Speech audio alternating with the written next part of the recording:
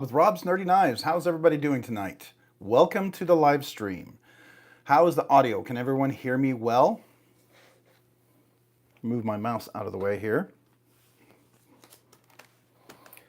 Once you guys can listen in and you can hear, would you let me know how the audio sounds? I would appreciate that.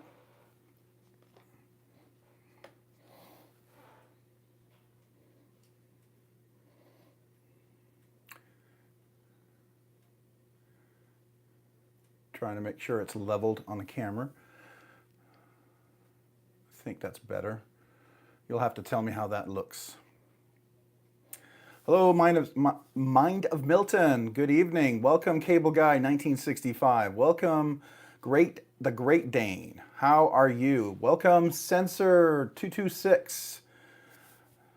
Can you all hear me? How's the audio? Is my audio coming through? Could you all just give me a thumbs up or let me know if you can hear me well?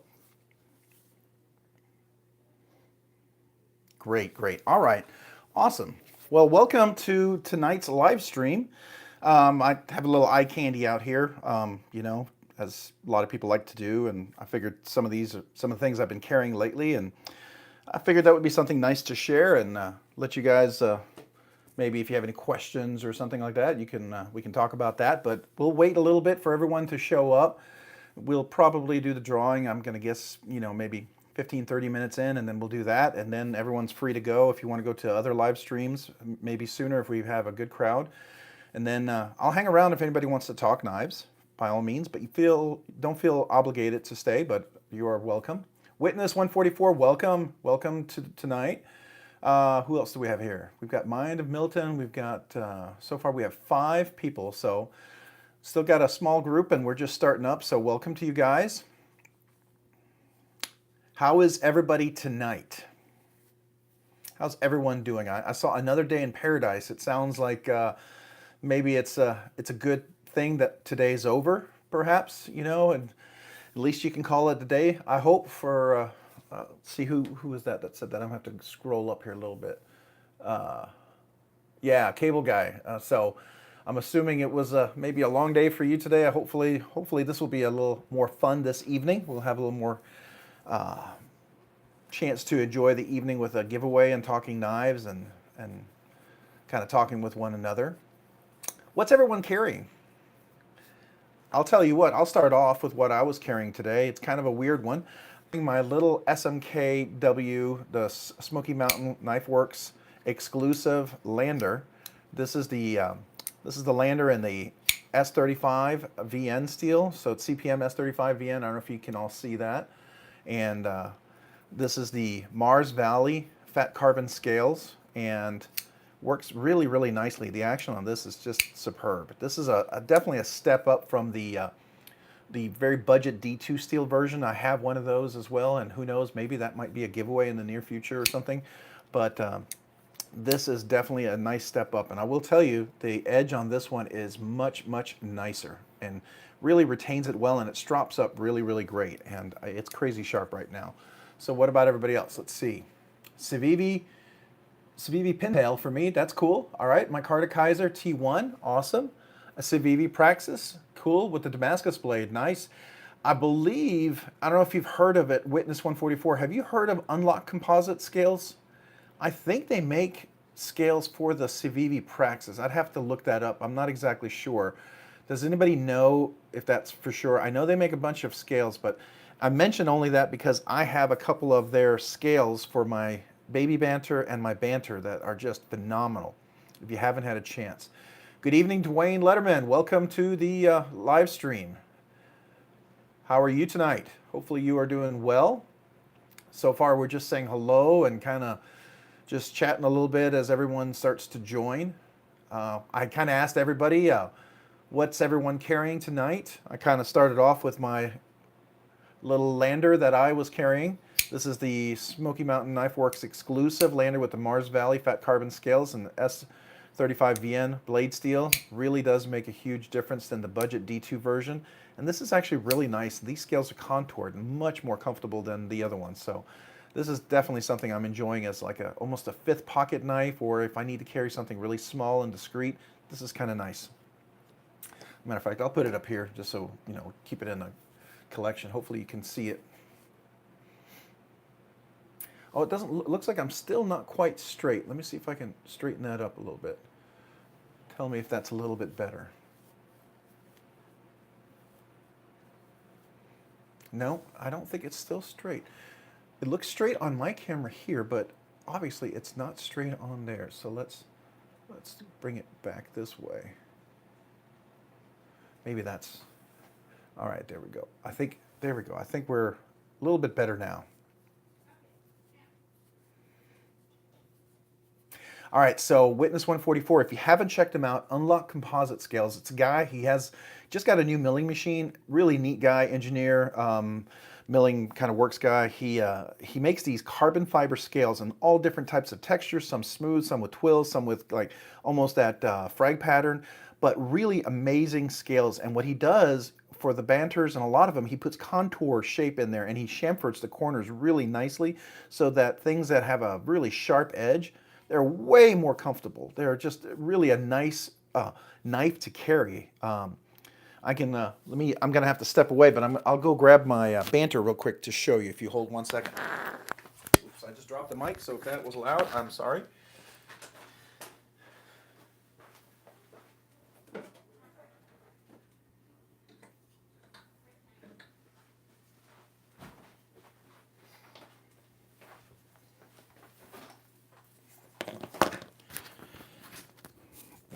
All right, I'm back. So I have the big banter right here. This is the big banter, and you notice the G10 scales. It's kind of it's chamfered, but it's very straight edges. You know, you can probably see that, right?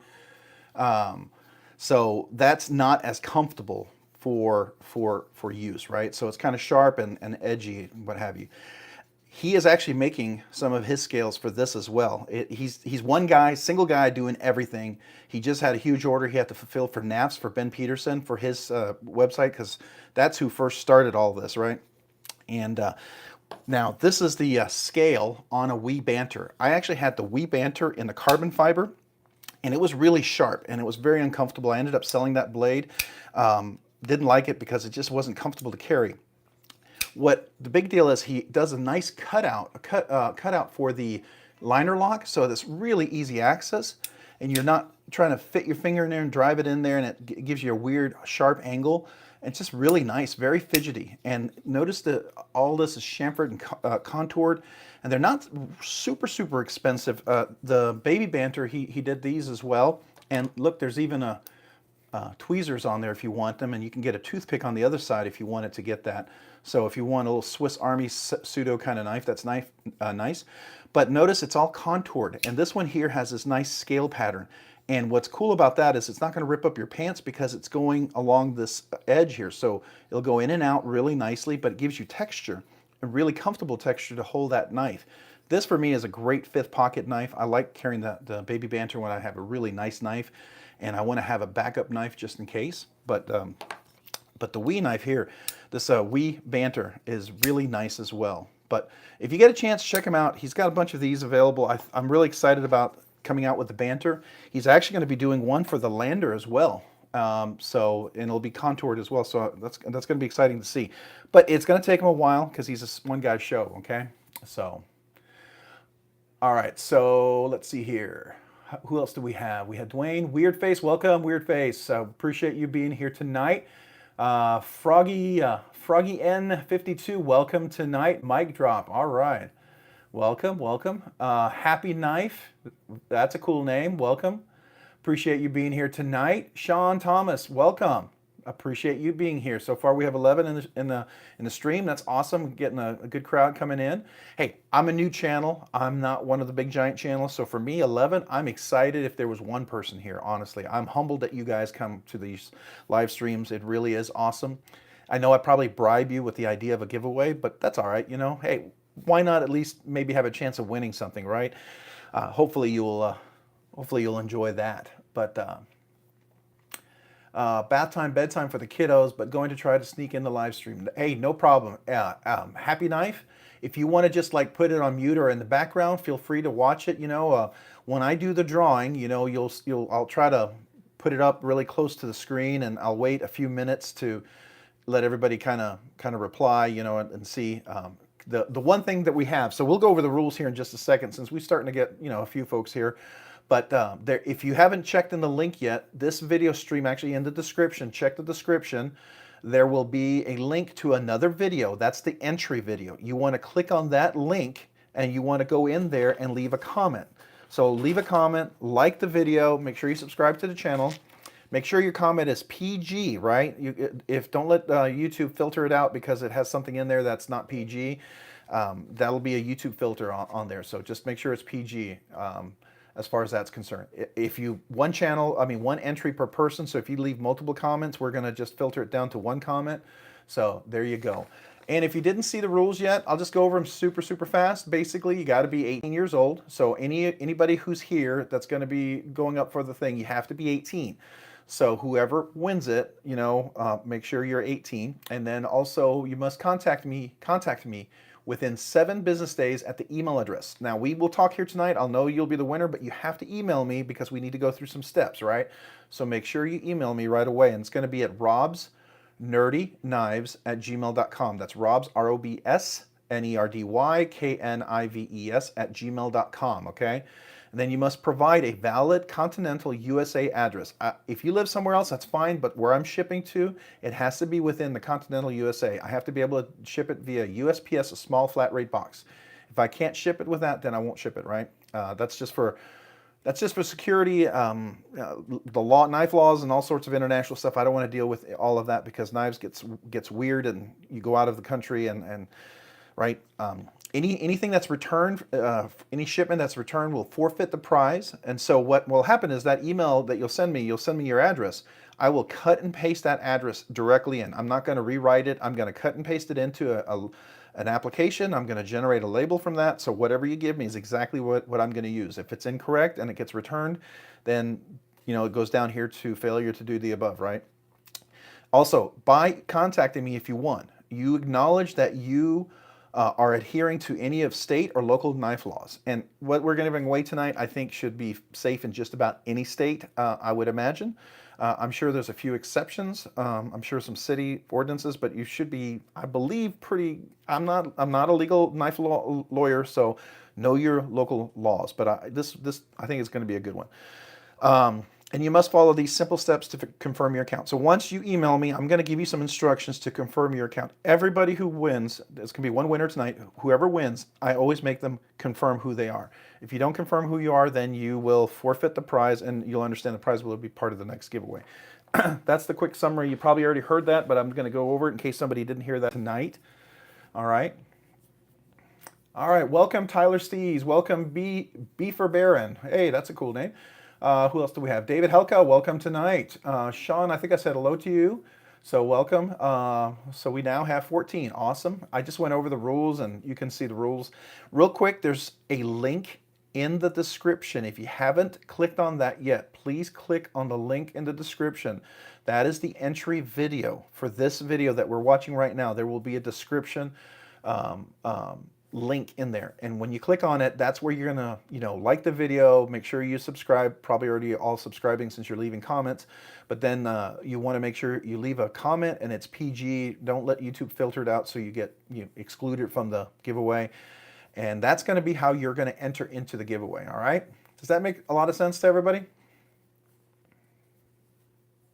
So we're doing a giveaway, Tyler. This is a giveaway.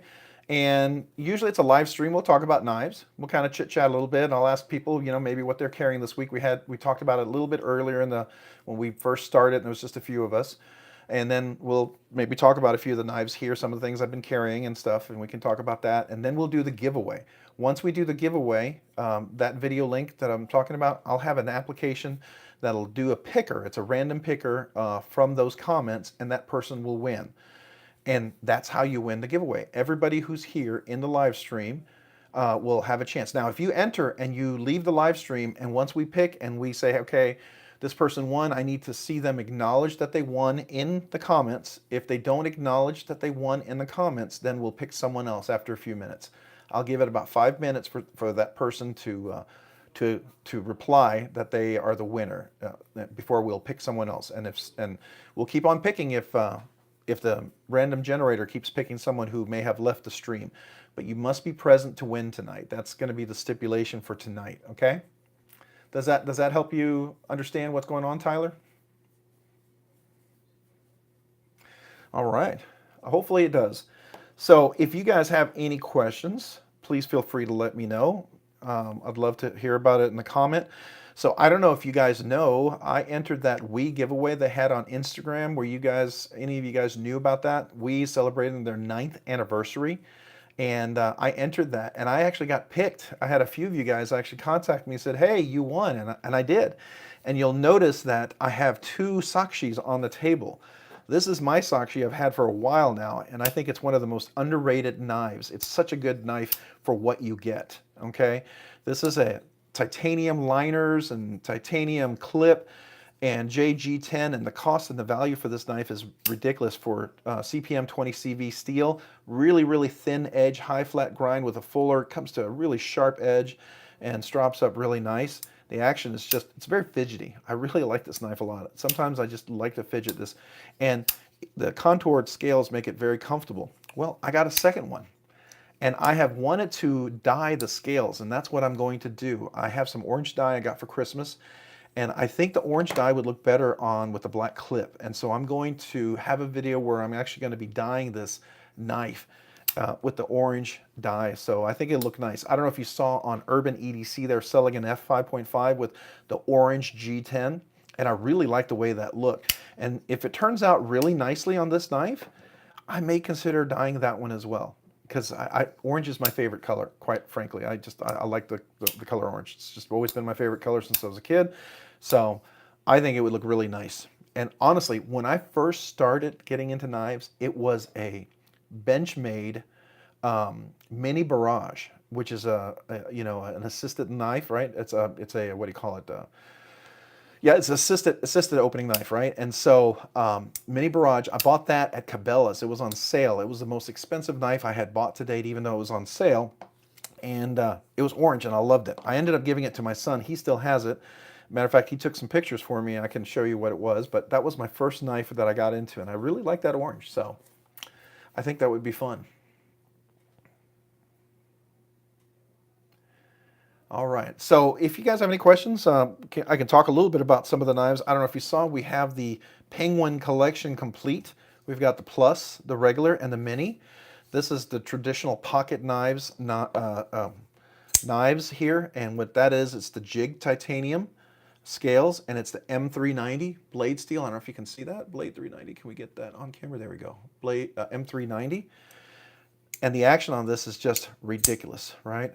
I love the action, how it just closes just so nicely. And it's got a nice acoustic too. I don't know if you can hear that. See if I can get it close to the camera, to the mic. Can you all hear that? I don't know. I like that. And here's the one that started it all. Oops, is a regular one. And this one, the action on this one is ridiculous too. It's just really fun and fidgety. And because it's nice, flat, high grind, you can do the middle finger flick. You put your middle finger in here and just reverse flick it really nicely. So, and then you have the Mini, and this is another 5th pocket knife for me. I like to have little ones, especially when I'm carrying a really nice knife. I don't want to damage it. This is a really great little knife to carry as well. So this is a lot of fun. I don't know if anybody has seen those traditional pocket knife series. Those are really great. If you haven't gone to traditional pocket knives, check them out. I love that particular exclusive that they have with QSP. I think it's really, really cool. Everyone should have a Penguin. I agree. I think it's a great knife. I mean, you can get the budget version, and you can get them for like 20, 30 bucks. I should say 27 or 29. I don't know if they've gone up a little bit, but they were like $25, $29 for the budget D2 or something like that. And if you spend a little more, like 40 or whatever, you can get the 14C 28N or something, and then you could get 154CN if you spend a little more than that. But still, it was under $100, and it ridiculous. Like even this was like only $128 when it first came out. I think it's gone up because everything's gone up. We all know that. All the prices have gone up. It's kind of crazy. But this one also was relatively inexpensive for what you get. I call these my nicest cheap knives right here. These are my nicest, most inexpensive knives. I really, really like these. And I think they're just, again, a great value. So if you're looking to get a fancy knife, maybe you've only had G10 or something, less expensive, and you want to venture out into trying some fancy titanium and some super steel, this is a nice route to go with, I think. The carbon fiber, okay, very good, very good. That's cool. Yeah, I like the sock sheet. You know what else this blade shape is just really, really nice. And I realized that it's one of those blade shapes I like even in my Leon Ma GSD2, which is Get Stuff Done. I'm gonna just call it Get Stuff Done. I'm not gonna call it what it's really named because I don't want my channel censored because, all the stupid algorithms, they look for words and it could, be demonetized because of profanity or whatever. But it's really Get the Ship, but not with a P at the end, Done, right? That's the name of the knife actually, and it's a version 2. But I love this blade shape, this flat grind and everything. It's almost like a straight back, but it's not. It still has a little drop on it, so I guess it's, I don't know, modified straight back drop point. I don't know what you want to call it. It's not a spear point or anything, but the action is just beautiful on that. But I love that blade shape. To me, that's just, I don't know. I really like that a lot. The Cavizo, my Cavizo version was a 109 that shipped. Okay, so you have, is that the mini or the regular Penguin? You're talking about the Penguin, right? The Cavizo exclusives that they had, because they had some of them with some unique anodized colored scales. I thought it was really, really awesome. And I also know they had some micarta, some really, really cool micarta, like clips and backspacers. I thought that was really, not micarta, excuse me, Timascus. Timascus. I mean, those were a little more expensive, right? But I thought those were pretty cool as well. All right. Well, hey, since we've got a whole bunch of new people here, I think we asked what was everyone carrying when there was only maybe 7 of us. Since some new people joined, what's everybody carrying tonight? By feel free to share. For you new guys, I was carrying my Smoky Mountain Knife Works exclusive Lander. This is the Mars Valley Fat Carbon scales with the S35 VN steel. Really, really, really makes a big, big difference, I think, on this one. So I really like that. This is a great 5th pocket knife. It's something that I really like. And man, that blade, I've gotten ridiculously sharp. I can strop that to no end. I'm ready to whittle some hairs with this thing. So that's been a lot of fun. Not a fan of Tontos. Okay. So you probably don't like the Trogon. You don't like this blade shape then? Is that the one that maybe you're not a big fan of, the Trogon? I can understand that. I mean, to me, this is, there's different versions of the Tonto. Some can be way more pronounced, right? That, like, if you look at the Malibu that has well, I guess it's more a reverse Tonto. But there's some that are way more pronounced in their blade shapes, what have you. But what I like is the hollow grind and then the flat grind with a pretty robust tip. I don't know if you can see that. Pretty robust tip. So you can poke into the, litter bags or dog food, cat food, water bottle cases, fertilizer, soil, whatever you're working on in the yard. That makes it kind of nice. Oh, you can't carry the knives oh, welcome, Ahmed. Who else joined? We got Ahmed joining tonight, so welcome, Ahmed. I had one other person join, and I don't know if I said hello to them. So whoever else joined, welcome. Yeah, that's a bummer. I know in New York it's real weird too. I think in New York there's a bunch of weird laws. Like, I know they go up to them, and if they can take a knife and they can flick it open doing that or something, then it's considered illegal or something. So I don't know if that law has been changed, but I knew it was kind of weird there. But I know certain places like Chicago, I think Chicago has what is it, a 2-inch or 2.5-inch blade limit or something like that? I don't quite remember, but I know some places are really weird. I'm in Texas, and the Texas laws for knives are pretty good, I think. Kids under 18 can carry up to a 5.5 inch knife. So that means a blade. So the blade can be 5.5 inches long. Anything longer than that, if they're under 18, they have to be with an adult or in the process of fishing or on a hunting trip, right? Otherwise, but it's totally legal. Now, there's a lot of, you're not allowed to bring them to schools, and that's a lot of times due to the, the school district. They have very specific rules and regulations about that. But there are some school districts where there's a lot of farm folks, and they will have pocket knives when they're working on their farms, and everyone works on a farm. So, that's up to each city and school district. But But in Texas, you can carry longer than a 5.5 inch knife if you're over 18. That's not a big deal. Just can't carry them into courthouses, into the airport, obviously, places like that. So Civivi Backlash, that's cool. That's cool. You carried a couple of Kaisers, the Domin and the Sparrow. Okay, so I'm not familiar with the Sparrow. I've heard of, but the Domin, I'm not sure I've heard of that one. I've got to look that one up. Okay, you got the new Kaiser K box. Okay, I've heard of that one.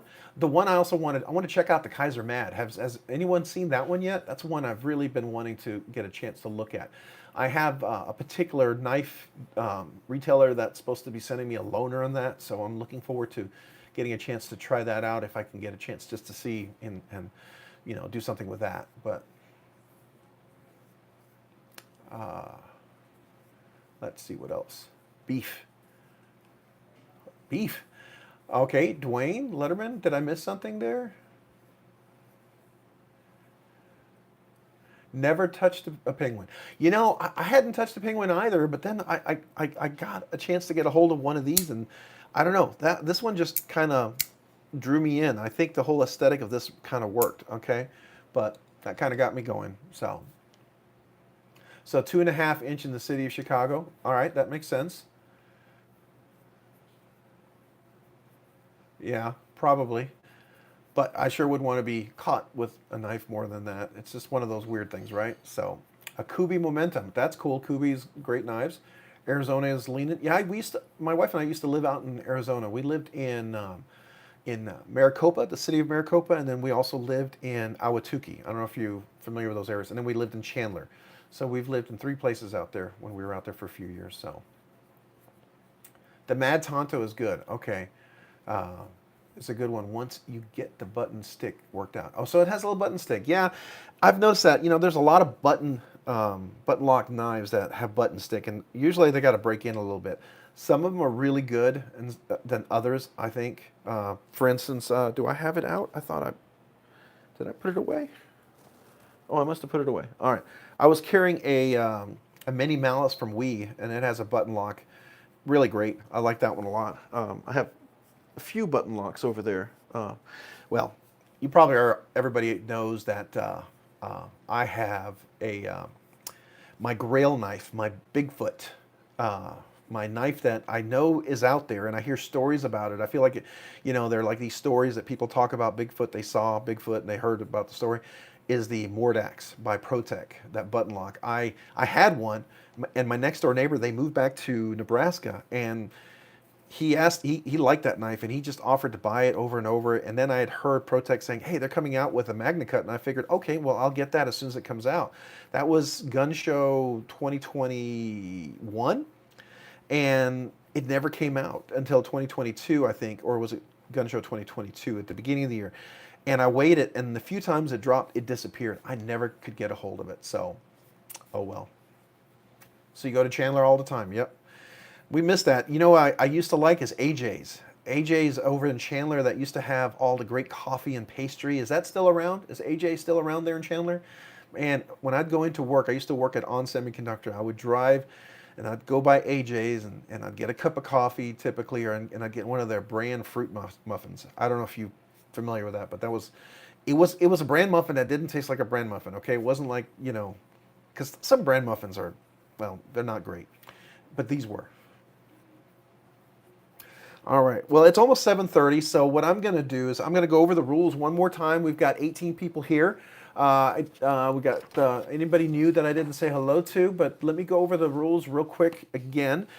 So before we start, make sure you click on the link. There's a link down below. The more if you're on a computer or a laptop or something, but if you have a phone, it could also say more, but it could also say description.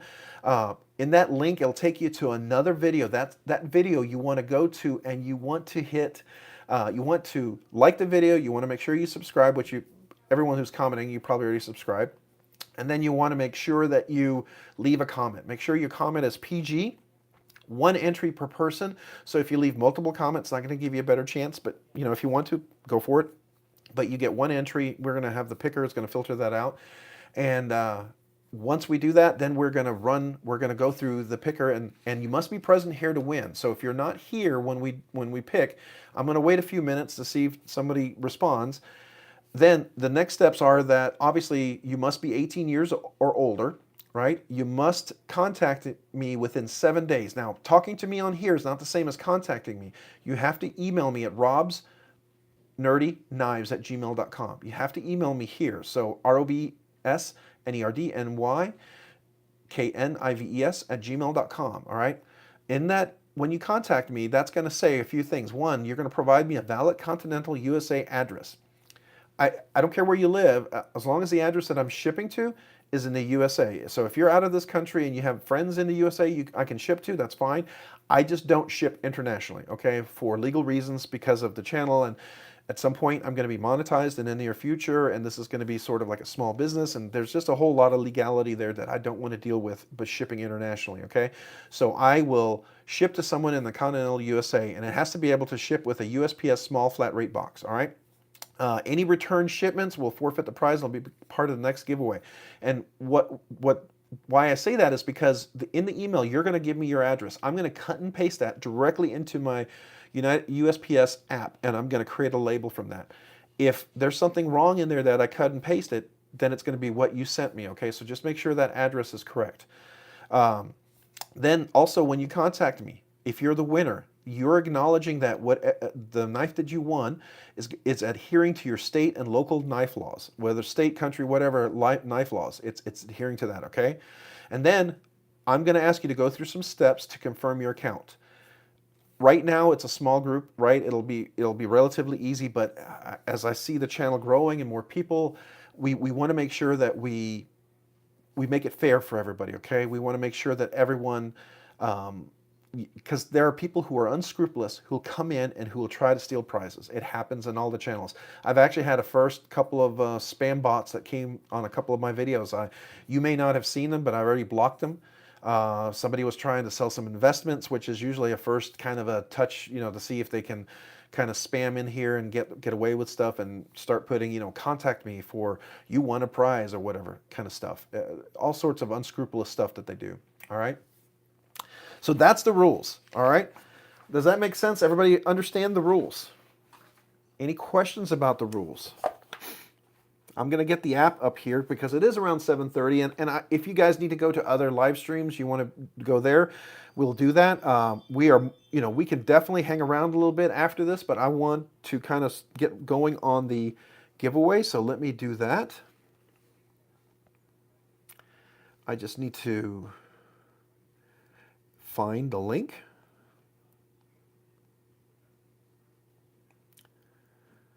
Okay, so this is the app that I'm going to use, a random comment picker. All right, so I need to get to the giveaway here.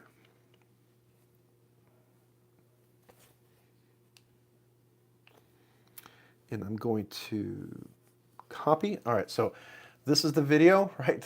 Watching ourselves within the video. So I'm going to copy that link. So you know what we're dealing with. And I'm going to go over here and I'm going to paste it in. Close that.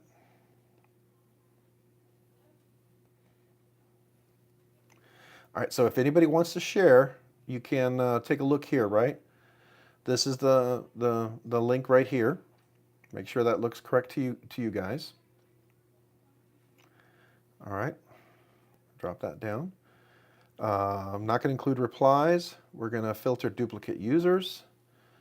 And then we're going to hide, let's see here, winners, okay, random. And then we need to add 9+1. I'm going to just do this real quick as a quick check just to see how many comments we have in there. All right. And then we're going to get YouTube comments. I'll rerun this again. This video has comments disabled. Hold on a second. Oh, that's because we're doing the live stream. I'm an idiot. I'm sorry, guys. I'm a total idiot. Forgive me. Okay, so let me go back to that.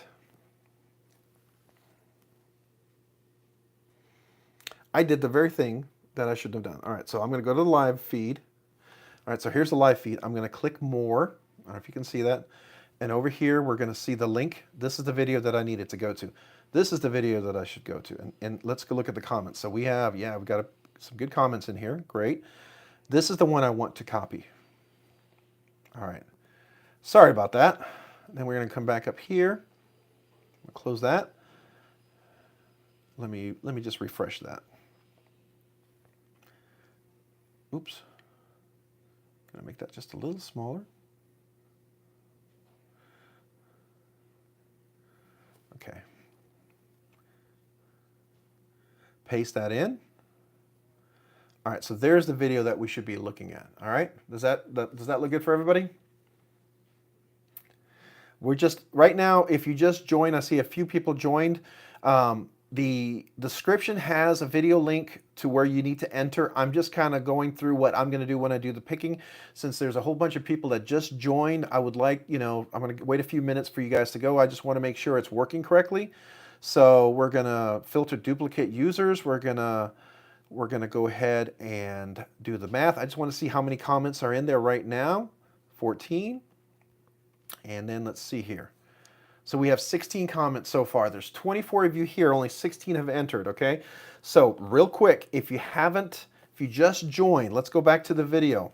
All right, I'm gonna go back. Here's the live stream, right? We're in the live stream right here. If you're looking at this, you want to hit the more button. In the more, there's a description. There's a link right here. Do you see that? That link, you wanna click on that link. That's gonna take you to the entry video. This is the video that you want to enter at. You want to go into the comment section and add a comment here, right? Okay, make sure you add a comment. Make sure it's clean, all right? If you do something where YouTube's going to filter it out, that picker is not going to find your comment, all right? So just make sure it's a PG comment. Multiple comments are not going to get you extra entries, okay? So we're going to filter out to 1 entry per person. You feel free to leave more comments if you'd like. That I'm fine with that, but it's not going to give you an extra chance, right? Just so you know. But this is where you need to enter. Just make sure you leave a comment, okay? So those of you, it looks like we've got a whole bunch of people that just joined. Just go ahead and enter there real quick, and you will have a chance to win, all right? So we had a bunch of people. Is everyone ready for this? Are we ready to go? You know what? I haven't even showed you what you're going to win tonight, have I? Let's do that real fast. That's crazy. I'm trying to be so careful of everybody's time that I forgot to show you what the prize is tonight. Let's do that real quick.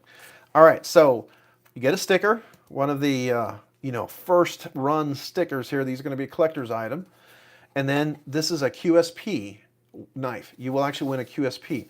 It's actually a mini penguin. This is one of the mini penguins. Now, some of you guys may have this, maybe not. But it's a great little knife.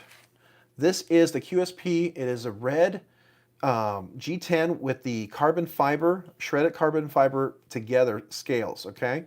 So this is red G10 and shredded carbon fiber. Now this looks really nice in the sun. The lights in here in my studio is not gonna really make it look as nice. You can see a little bit of the reflecting, all right? And flicks out really nicely. This is a great small knife. That's why I said I think this would be perfectly fine in Chicago, because guess what? It's just barely over 2 inches. It's definitely under 2.5 inches, right? And the blade steel is 14C28N. Can you all see that? That is a fantastic budget steel. That retains the edge really well. It's probably one of the best budget steels out there, I think. It's up there with like Nitro V or the ARRP M9 from Artisan Cutlery. I think those are all really great budget steels. And the action on this, I think, is really nice, okay? And very easy to reverse flick, even for a small knife. I've got, a little bigger hands. But this would be a great knife for someone just as a 5th pocket, for the car, whatever. But this is the giveaway knife for tonight. It's the Mini Penguin. This is red G10 with shredded carbon fiber scales. And by the way, if you're lefty, this reverses very easily, and it hides behind the scale, so you can see that. It'll just move over there. Very easy for a lefty. You can have it over here and carry this left-handed, okay?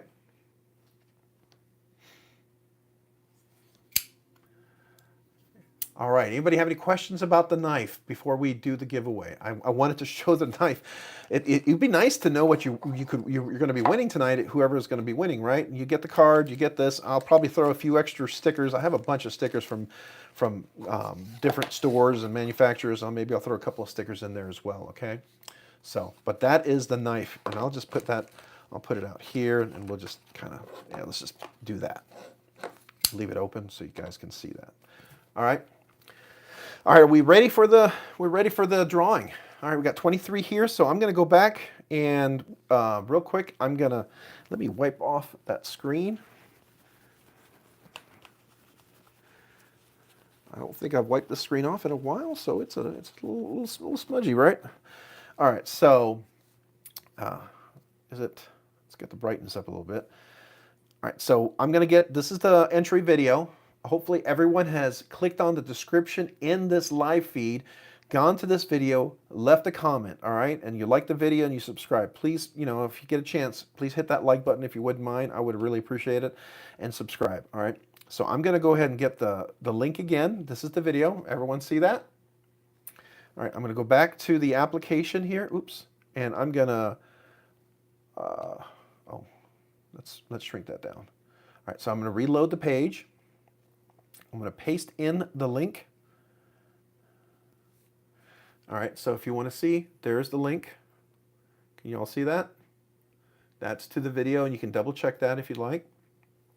All right, I'm going to hide the keyboard. We're going to filter duplicate entries, right? And then we're going to go ahead and do the math. So 7 plus 1 is 8. All right. Everyone ready? I'm going to go ahead and do this. Does anybody need to enter that hasn't entered yet? Last call. Let me know. I'll wait just a minute. Anyone hasn't entered yet? Anyone hasn't entered yet? Please let me know. All right. Wait 30 more seconds if anyone hasn't entered. I know there's a little delay. 30 more seconds. All right. Here we go. Good luck, everybody. All right. Let's see how many comments we have now. 21. Awesome. Yeah. All right. We had 16 before, so we got an extra 5 entries. Very good. All right. So here we go. And we're going to go down here to the giveaway. Good luck, everybody. Here we go. Tyler Williams. Tyler Williams is the winner tonight. Is Tyler here? Tyler, please be here. I want to send this to you. Is Tyler Williams here? We're going to wait a few minutes for Tyler. I said I would wait a few minutes. So I'm going to go ahead and put this down right here. I'll zoom in so they can see that. And I'm going to put the knife on top of here. Tyler Williams, are you here? There you are. Yes, sir. All right, Tyler. So as you know, I need you to do this. Let me give you, I'm going to give you a nice big, there we go. So you can see the email address, robsnerdyknives@gmail.com. Email me within 7 days. It might be good just to do it right now, and then we can get it out of the way. I just need to confirm your address I'm going to ship to, and then I need you to go through a simple step here. I know it seems crazy. There's not a whole lot of us, but if we get in the habit of doing this, we're going to keep everyone safe, and everyone's going to get their prizes, whoever wins, right? I kind of want to set up do this so it's very systematic and very easy to do. Congratulations, Tyler. You've never handled a penguin before. Can't wait. Awesome. I think you'll really like this. I mean, it's small, but it's very useful. And if you do precision cuts, what you'll notice here, this one is a really good utilitarian knife for cutting things. If you're cutting boxes, it just works really well. And I think this 14C28 blade steel is just really phenomenal. It's really nice. And I do like this red G10 with the shredded carbon fiber in the sun. This is going to look fantastic. I don't know, maybe I can show you with the flashlight. Let's see if that kind of gives you a little bit of does it reflect as well? Can we see some of that? Does that give you a little bit of the reflection there? I don't know. I think it looks really nice in the sun. So there you go. Well, congratulations. If you guys want to go to other live feeds, by all means, please feel free to go. Tyler, I'll wait for your email. But if anybody wants to, hang around, talk knives, we can do that. If y'all have to go, if you want to go to another live feed, or if you have to go put kids to bed, I totally understand. I don't want to keep you, but appreciate all of you guys joining tonight. Please, if you haven't already, like this video before you leave. Please make sure, leave some comments and, let other people know to subscribe. We are real close to, this channel getting monetized, which means give me a chance to get other stuff. maybe have more giveaways. Just to let you guys know, there is going to be an upcoming giveaway very soon for those of you who are still here. This is going to be given away. This is a knife, the first knife I've ever received from a manufacturer. This is I'm going to go ahead and put this out of the way, Tyler, since you have all that information already. So I'm going to just move this, all right? I think we're good here. All right, this right here, if you didn't know, Artisan Cutlery, I have a affiliate link. And they contacted me if I wanted to have a knife to do a review on. And I asked them, what should I do with this knife? And I said, do I need to send it back to you? And it says, you can do a giveaway. So I got this really awesome knife, which I think this is the kind of knife I would buy for friends, for sure. But this is, and if you haven't seen my video, I did an unboxing and I've done several shorts. I'm going to be dropping in a couple of days the review of this. But this is the brand new Pyrite. This is the version with the Wharncliffe. All right, so this one right here is the Wharncliffe right here. And if you can see that, Wharncliffe edge, beautiful with a thumb hole, fuller hole, spidey hole, whatever you want to call it, button lock. This is the steel one. This is a budget knife, but what you get for this budget knife is ridiculous. For 50 bucks, I mean, this is crazy good, crazy good. And there are going to be all sorts of exclusives of this coming out. Matter of fact, I saw White Mountain Knives. They're having a frag pattern version of this, by the way. But this right here is going to be a giveaway. Probably, I'm thinking next Monday. Maybe we'll do next Monday for this one, but this is via Artisan Cutlery. This was a knife that was given to me thanks to all you guys subscribing and making this channel what it is. And as we continue to grow, these opportunities will come along and I'll be able to give more stuff away. And I look at it this way. This is a way for me to say thank you to you guys. So we have another giveaway coming up. So if you didn't win tonight, check back next Monday. We'll do another giveaway. We're going to be giving this beauty away, all right? And this is a pretty cool little knife. And I got to tell you, it does use the ARRP M9 proprietary steel from Artisan Cutlery. This is a powder steel. It's like 14C28N or the Nitro V. It's a budget steel, but it's a good budget steel. It's got good edge retention for a budget steel. And mind you, for $50, the quality of what you get here, I think it's ridiculous. The Pyrite with the thumb studs and the regular drop point, that was my knife of the year in 2022. You probably already know that if you saw any of my videos, but this is a great version. And by the way, I'm telling you this is a great version, not because they gave me this knife, not because Artisan Cutlery sent this to me. I'm not bought out to do that. I already like the knife, and when they gave this to me, I was like, okay, that's a no-brainer. If this is anywhere close to what the other Pyrite was, yeah, this is going to be great. And guess what? Yeah, this is great. Fantastic. So check out the video that my review coming up, the shorts on there, and then be prepared for the next giveaway next week. I'm super excited about giving this one away. This is something I didn't buy. You know, all my other things I've given away are things that I bought, came out of my pocket. This didn't. This is the first time this channel, because of the growth that we're having, we've gotten something given to us by a knife manufacturer to give away. And that's the kind of cool thing that I'm really looking forward to being able to do more with for all you guys. So, I don't know. I think that's kind of cool. What do y'all think? Truth be told, sorry. Yeah, we started at 7 p.m. Central Standard Time. That's when the stream was started. And then I wanted to make sure that we would go ahead and draw so people could go ahead and get going, because I know some people probably had to put kids to bed or needed to go to work, what have you. So, but good news, truth be told, we're going to do another giveaway next Monday because of that Pyrite that I was just talking about. That was a knife given to me from Artisan Cutlery because the channel is growing. So we'll have another giveaway next Monday. I'm super excited. This is the first giveaway of something that was given to Rob's Dirty Knives because of the growth of the channel and all the great subscribers that we have. And you guys have just made this happen, so thank you.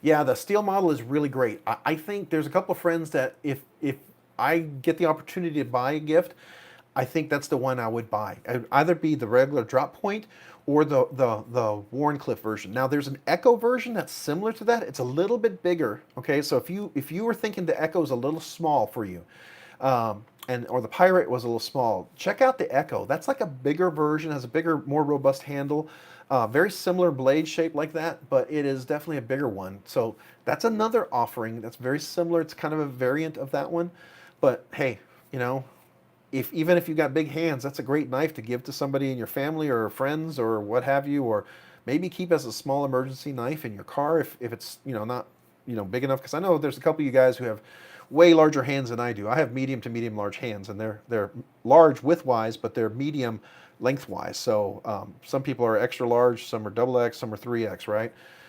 Probably have Shaquille O'Neal hands, but so there you go. Oh, so Dave, you ordered the Echo already? Are you excited about that? Did you get it with the special clip thing that they have? Because they had a deal where you could pay an extra amount and then get the clip. Oh, Hungry Bird got the Echo, so I'm catching up here. Let's see here. I need to scroll up on the different comments there because I think I was talking a lot. I wasn't paying attention. Uh, Congratulations. Let's see here. Yeah, sorry, truth be told, again. Yep. So Ahmed, we're going to be doing next week giveaway. Pyrite is pretty special. And yep, I totally agree. Totally agree. Yeah, they've really. You know what I'm hoping with that? By the way, just so you know, that the Warncliffe version. I hope they do another limited edition run. I mean, come on, that's a given. You should do that, right? Or at least with the Echo, right? If not, maybe someone like White Mountain Knives or some of the other ones, maybe they can have like what they did with the Feldspar, where they had the fat carbon scales and then they had the M390 blade steel. That would be awesome. That would be very similar to a limited edition, those kind of exclusives. Okay, so Dave, you're waiting for your Echo. Very good, very good. Hungry, you're flipping an Echo. Oh, you're flipping an Echo right now. So have you, Hunger? Have you already handled the pyrite? And if you have, what's the comparison in size? I'm kind of curious. It looks like it's bigger. Am I reading that right? Am I kind of getting that impression, or am I wrong? Is it just really close in the size? Oh, the clips were out of stock. Yeah, that's a bummer. Because they looked really nice, those clips. I think that would make that knife just. I mean, the clip is not bad. When you look at this, the clip on here is. I think it's pretty. I should have left it out, right? I think for a steel clip, this is for a budget steel clip. This is about as nice as you can get. I don't know if you noticed. This is stone washed, the blade stone washed, but even the clip is stone washed. Did you all notice that? They did a really nice job of keeping that aesthetic all together. And there's no lock stick. When I first got this, it had a little bit of lock stick, but after about 10 or 15, depressing the button, it went away.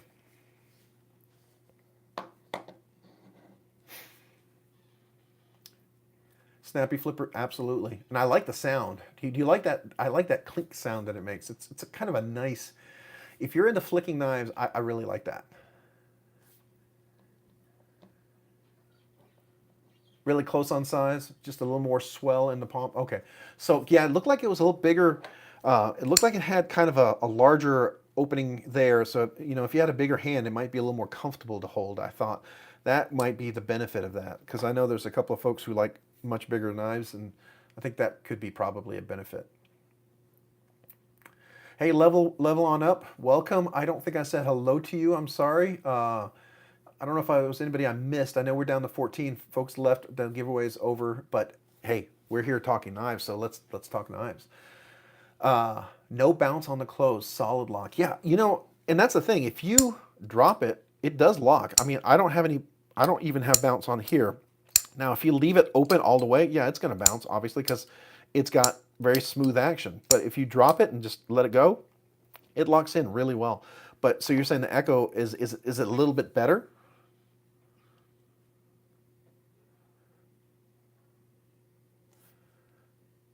Oh, the Echo's a Laconico? That's a Ray Laconico design, really? Oh, that's cool.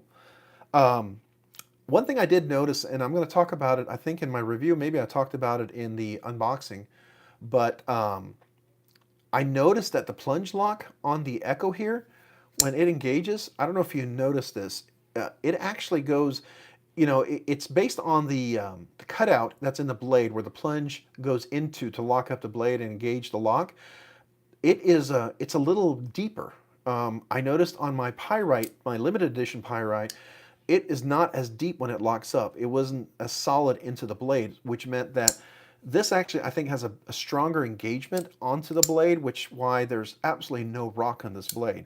The other one was really solid too, but this just has a lot more engagement, and I think that's smart, especially with a plunge lock, because there was some controversy with some of the lives when they were tapping them and they would break, and some issues would happen with those, or not break, they would disengage.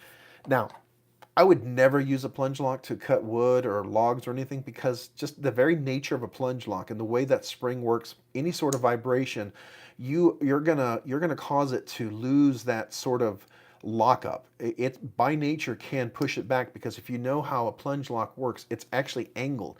And if you put pressure on that angle, it's literally going to force it up. It's going to force it out of the engagement that occurs, because the plunge lock comes into the lock like that. It doesn't come straight in, so it's not 100% locked. It comes in, and by very nature, with any sort of vibration, if it's hard enough, it can push it out. So the physics there just tell you that a button lock is not going to be a hard, heavy use knife. It's going to be a great EDC knife, but I wouldn't go, bushwhacking with it and breaking logs and stuff like that. Never would I do that. I would do a fixed blade, or definitely something that's at least a frame lock that has a really good, strong engagement, for sure. So,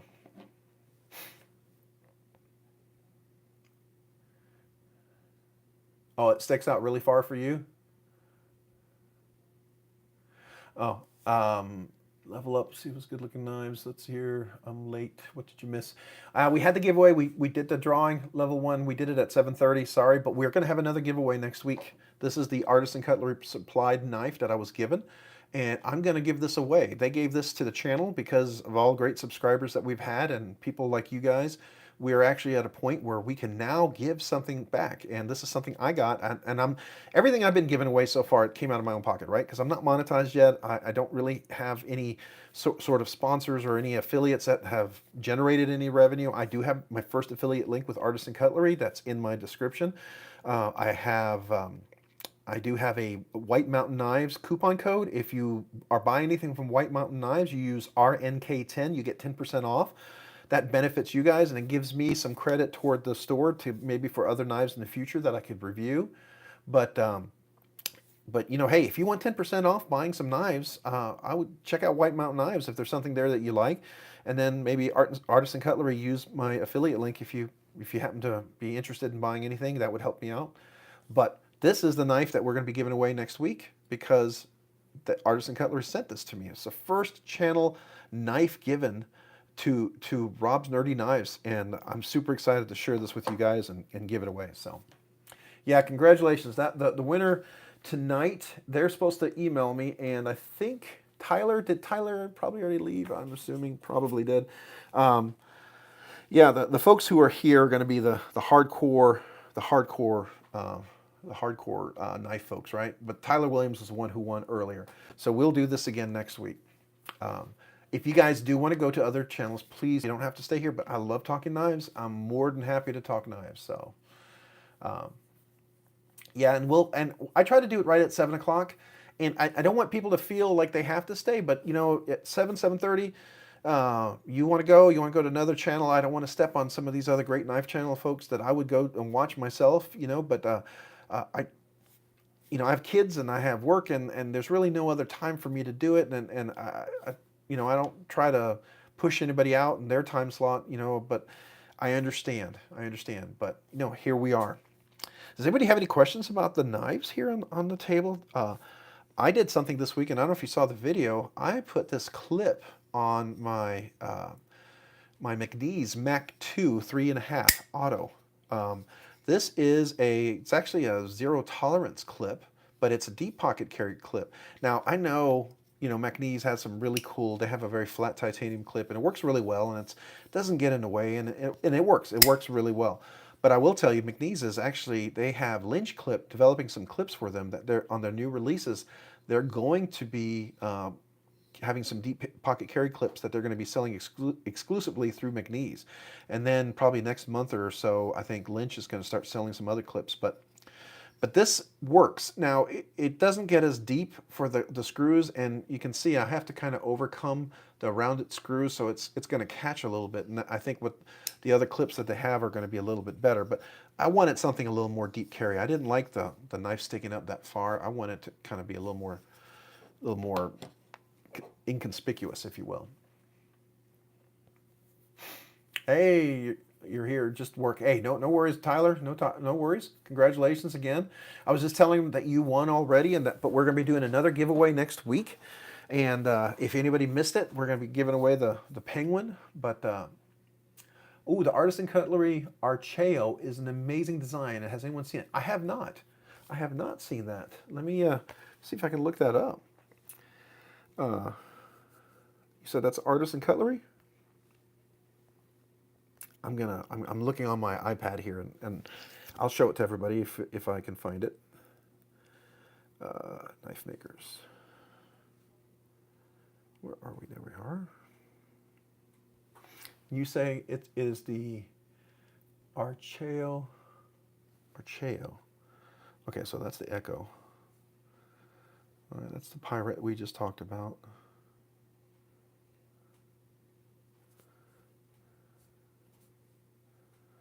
That's the Lago. That's a cool knife, the Lago, if you haven't checked that one out. What is this? This is the Echo. All right, so let's look down here. Is it a CJRB or is it a true Artisan Cutlery? So I should probably look under all products. There it is. Okay. Oh, okay. So this is the Archeo.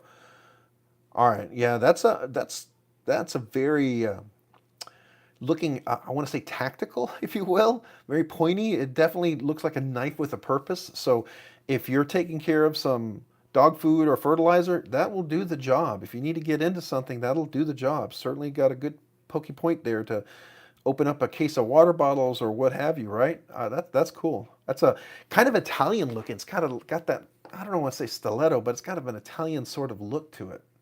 At least to me, it seems like it. I could see that. And it looks like they have some nice variants there. They've got a good economical version. And ooh, what is this? Oh, wow. Okay, M390 blade titanium. That's a fancy one. They've got two different variations here. Okay, very cool. Which one did you get?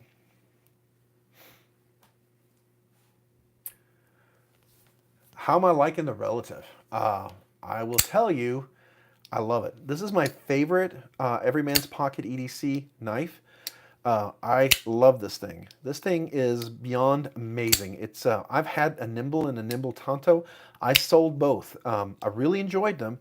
I saw everything that they talked about and how fidgety they were.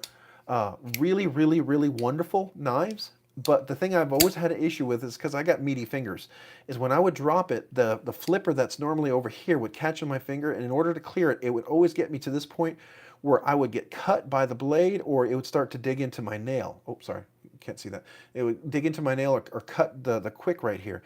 And so that was always frustrating for me. And the fact that there's no flipper, when I drop this, it catches very, very nicely on the finger choil. And I love that, but I haven't tuned the detent. Typically, I would tune the detent, but the sound and the way this flicks, it's in the right position where I have the perfect leverage to really deploy, to actuate, if you will, the knife out and the frame lock to engage. I mean, it's really nice, and the front flipper works really well. It's got enough leverage that I don't feel like it's too strong. Typically, when you have a front flipper, you know, it's real easy. You want to lighten the detent because work. The other ones doesn't. really nicely, both right-handed and left-handed, without even having to worry about having my finger on the frame lock. Typically, if your hand's touching this and you're reverse flicking, it'll lock in there and you can't do anything with it. So it's really nice. Now I'm expecting the Nimble X to come in, version 2. I had one. I think I got a bad one, okay? And I spoke to them and they're really great. They sent me a return label, sent it right back to them. I've already got another one coming out. On that one, the lockup was at 85 to 90%. I mean, this thing was like way in there, like right here. I don't know if you can see that. We are probably a good 50%. I mean, it literally was almost touching the other scale. That's how far in it was. It was kind of crazy. And if you looked at the tang of the blade, sorry, tang of the blade right there, where the frame would, the lock bar would engage, it had two different grinds, and it makes me think there was a QC issue, right? Now you can fix that. There's like some in-house things you can do. You can put a different steel bar insert and it can extend that out, and you can work around that.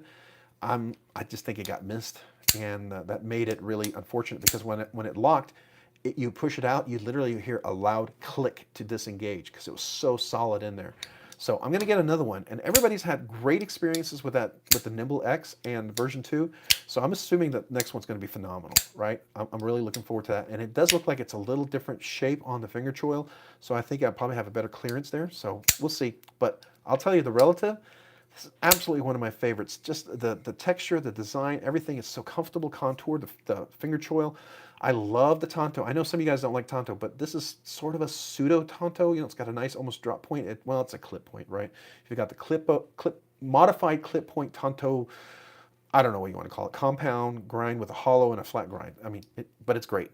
I love it. This is the 20CV, by the way. It's not the LMAX version. So if you're curious. You don't own one. Okay. Yeah, I would definitely get it. Now, I know they're coming out with the LMAX. Those have been pre-ordered. Once they drop those, he'll have extra so that you could probably get the LMAX version once it comes in. They'll have a drop for that. And I'll tell you, he's been ordering extra. I like this because when the Nimbles were coming out, it was really hard. You'd get there, it would drop, and it would be gone in like a minute. And that's very frustrating for me. There's a few knives that I would love to get that I'm kind of done with that spastic, super paranoia, like I have to get the knife, whatever. You know, you know, just not my cup of tea. I want to enjoy the knife. I don't want it to be stressful. The pursuit of the knife. I want to enjoy the knife, right? And if it's so stressful to get to that knife, I don't think I'm going to enjoy it as much. There's a few out there that I really would like to get, but they make limited runs, and I don't know if they're doing it because they're trying to get the hype up and they're just unsure of their quantity. But I know with EMP by EDC, he's making more, and there's available now. Granted, it'll only be available for a few hours or a day, but that's plenty of time to get in there and get one. If you really want one, you can get one. It's not like he drops them and they're gone in a minute. So if you know he's going to drop it on a Saturday at 10 o'clock, or 12 o'clock, whatever your time zone is, you get there by 1 o'clock, you can get one. And I like that. I really appreciate that. The Relative, yeah, this one was made by Bestech, and the Nimble X is going to be made by QSP. Yeah, the Nimble X is definitely a QSP, and this one is a Bestech. Now, I thought the first Nimble or the Nimble Tonto was also a Bestech, but I think the Nimble X is definitely a QSP version.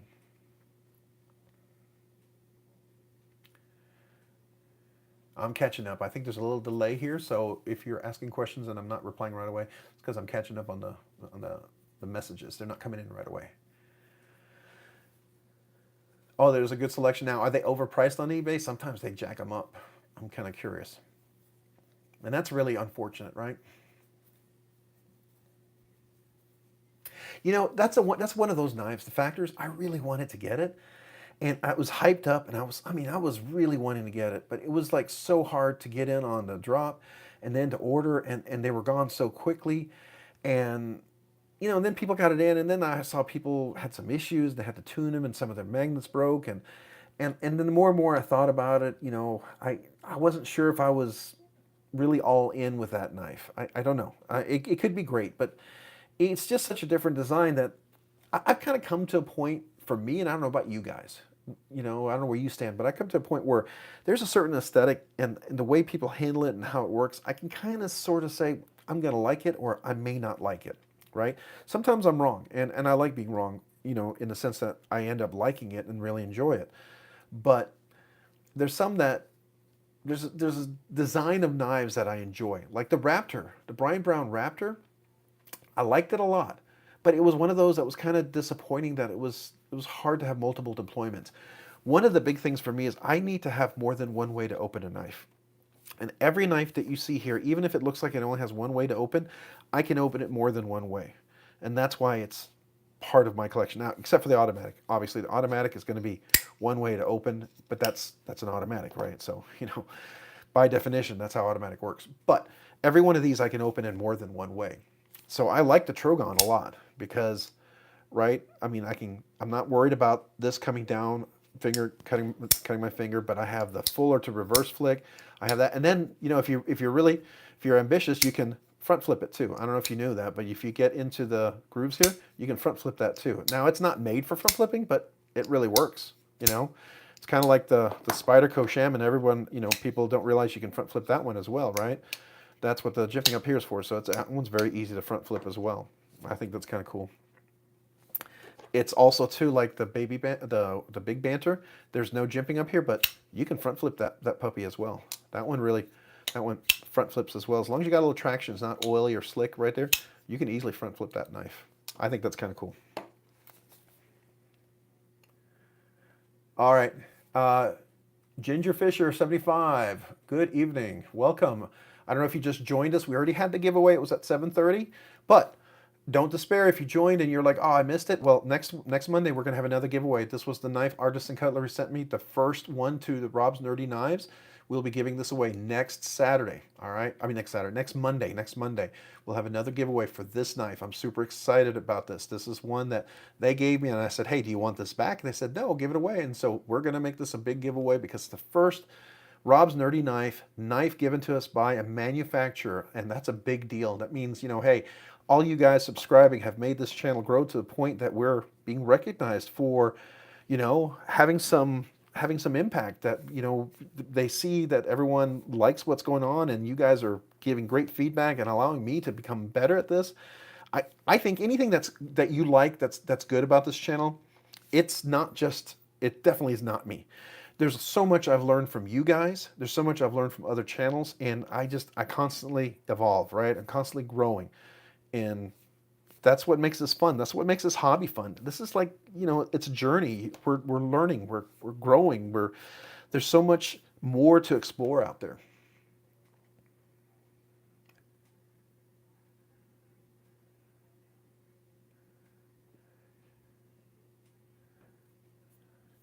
Oh, the Factor.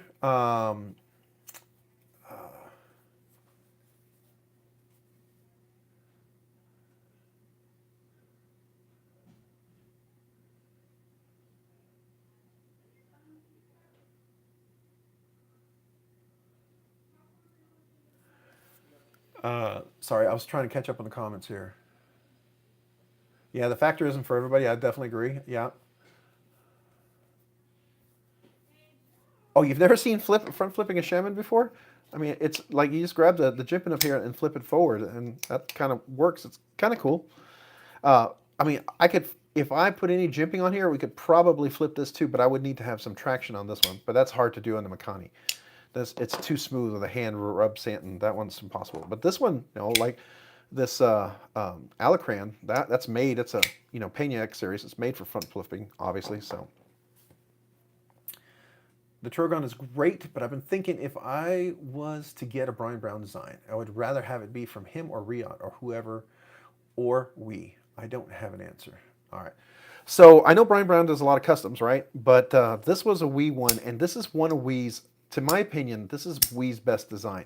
Now, I know that there's a new Ziphius, and the counter to the Ziphius is supposed to be a Tonto version, and it got Texas Blade Show Knife of the Year for the button lock folding knife, but it's a huge knife. Now, if you want a big 8 or 9 inch, like a 9-inch knife, almost, I think it's 9 inches, that's a big, big knife, okay? And if you like that, then I think the Ziphius is definitely for you. But this for me is a perfect size. I really, really like this right here. This is very comfortable. But I did nothing to this. Didn't have to tune anything. I didn't have to put in skiff washers. It was so smooth. I mean, out of the box, it drop shuts all by itself like there's skiff washers. And I made a comment recently.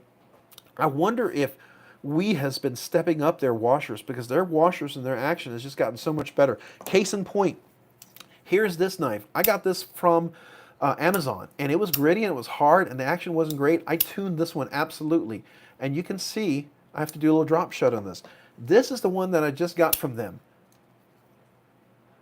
Has the same action, same smoothness, no grittiness, and that's their standard washers. I haven't tuned anything on this, so I don't know. I think Weeze, I mean, they're stepping up their game. This is a really, if you didn't see this, it's micro milled and I mean, just really excellent bronze anodized. I mean, and this is not PVD or Cerakoted. This is black stone washed, So I think I don't know if the Rockwell hardness is a little better than it is if you get the Cerakote or the PVD or DLC. I think So I don't know, but I like this. I can tell you that stropping this edge, I've had no issues. It's retained an edge really well. When I strop it, it takes a little work to get back the edge, so it's not super soft. It doesn't strop up really fast, which usually a softer edge will do. So it tells me that it's definitely got some rigidity in it. So if it was, if it was supposed to be 58 to 60, it's definitely, I would feel like it's closer to the 60. If I had a Rockwell hardness tester, I would probably venture to guess that's where we're at, because it acts like, the edge is pretty good on that one.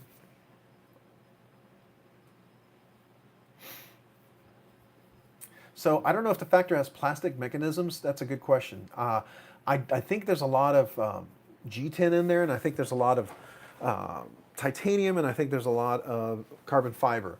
I think it's absolutely quality. It's made by Bestech, if I understand correctly, and it's not a cheap knife, but it's a very quality knife, and it's not a gigantic knife, but it's definitely a good knife. Hey, Dwayne, thanks so much. Have a great night. Appreciate you stopping in. Have a good evening. Hope everything goes well for you this evening, and maybe join us next Monday for the other giveaway I'm so excited about. That's going to be kind of cool to do. So, yeah, and I thought this was a limited edition, by the way, on the Trogon. This is not, which means that they're going to keep having these out. And what I like is this is the bronze anodized with the black. This is traditionally a a River's Edge cutlery kind of exclusive coloring, right? They do the bronze anodized, they do the black blade. This is it's got that rec exclusive look, which was very similar to my Raptor that I sold. I like the Raptor. It's one of those knives that I enjoyed, but I realized I didn't have a lot of multiple deployments, and that's okay, right? You can get a knife, you can really enjoy it, but then after a while you realize, I'm just not carrying this as much, and you guys know, everything I have, I like to carry, and if I'm not carrying it, I'm probably going to sell it. And so everything here I like to carry. So that's kind of where I'm at.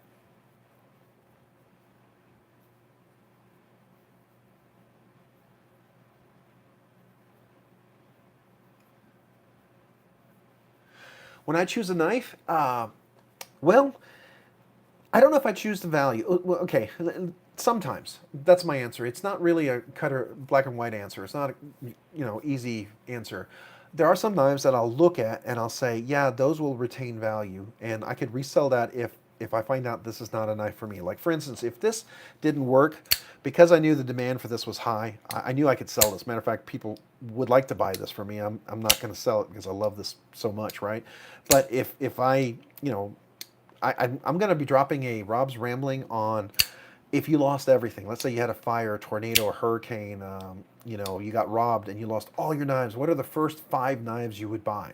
And then after that, what are the first 5 really nice knives you'd buy after you get your insurance claim, assuming you got a nice insurance settlement, right? I was going to do I did a video on that, a Rob's Rambling. This is one of those that I would want to replace because I love this knife. It works so well. But this is one of those knives that, yeah, I bought this with that intention because I figured I could resell this if I didn't like it. After I got it, I was like, no, I won't resell it, right?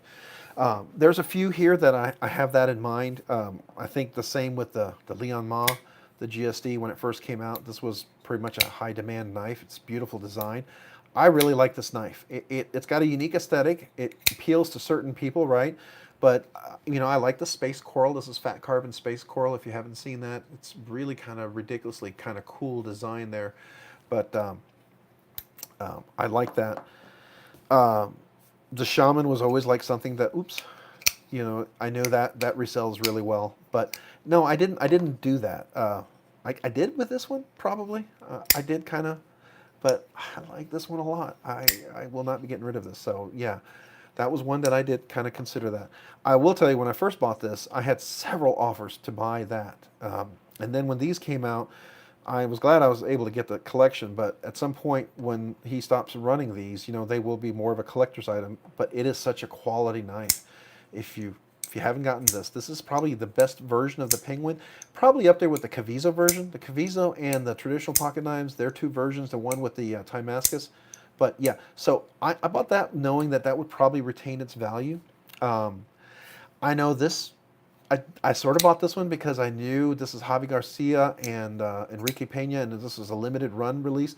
This will be coming, by the way, to all the knife manufacturers. If you got in on the early release of this, you had some of the exclusive versions that they had, but they're going to be dropping these different variants, probably not the same, that are going to be coming to retailers.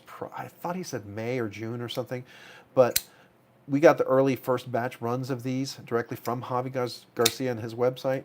But it is a Pena X series. If you didn't know that, this is a Pena X series right there.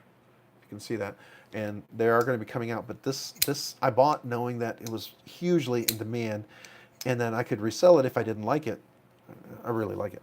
So there's a few other ones I sold. I bought the Raptor on the same reason. That's why I got the Rec one, and yeah, I resold it, and it sold pretty quick. I knew it would. So because that's River's Edge Cutler, their stuff goes really fast. So I do that, yeah, in some things.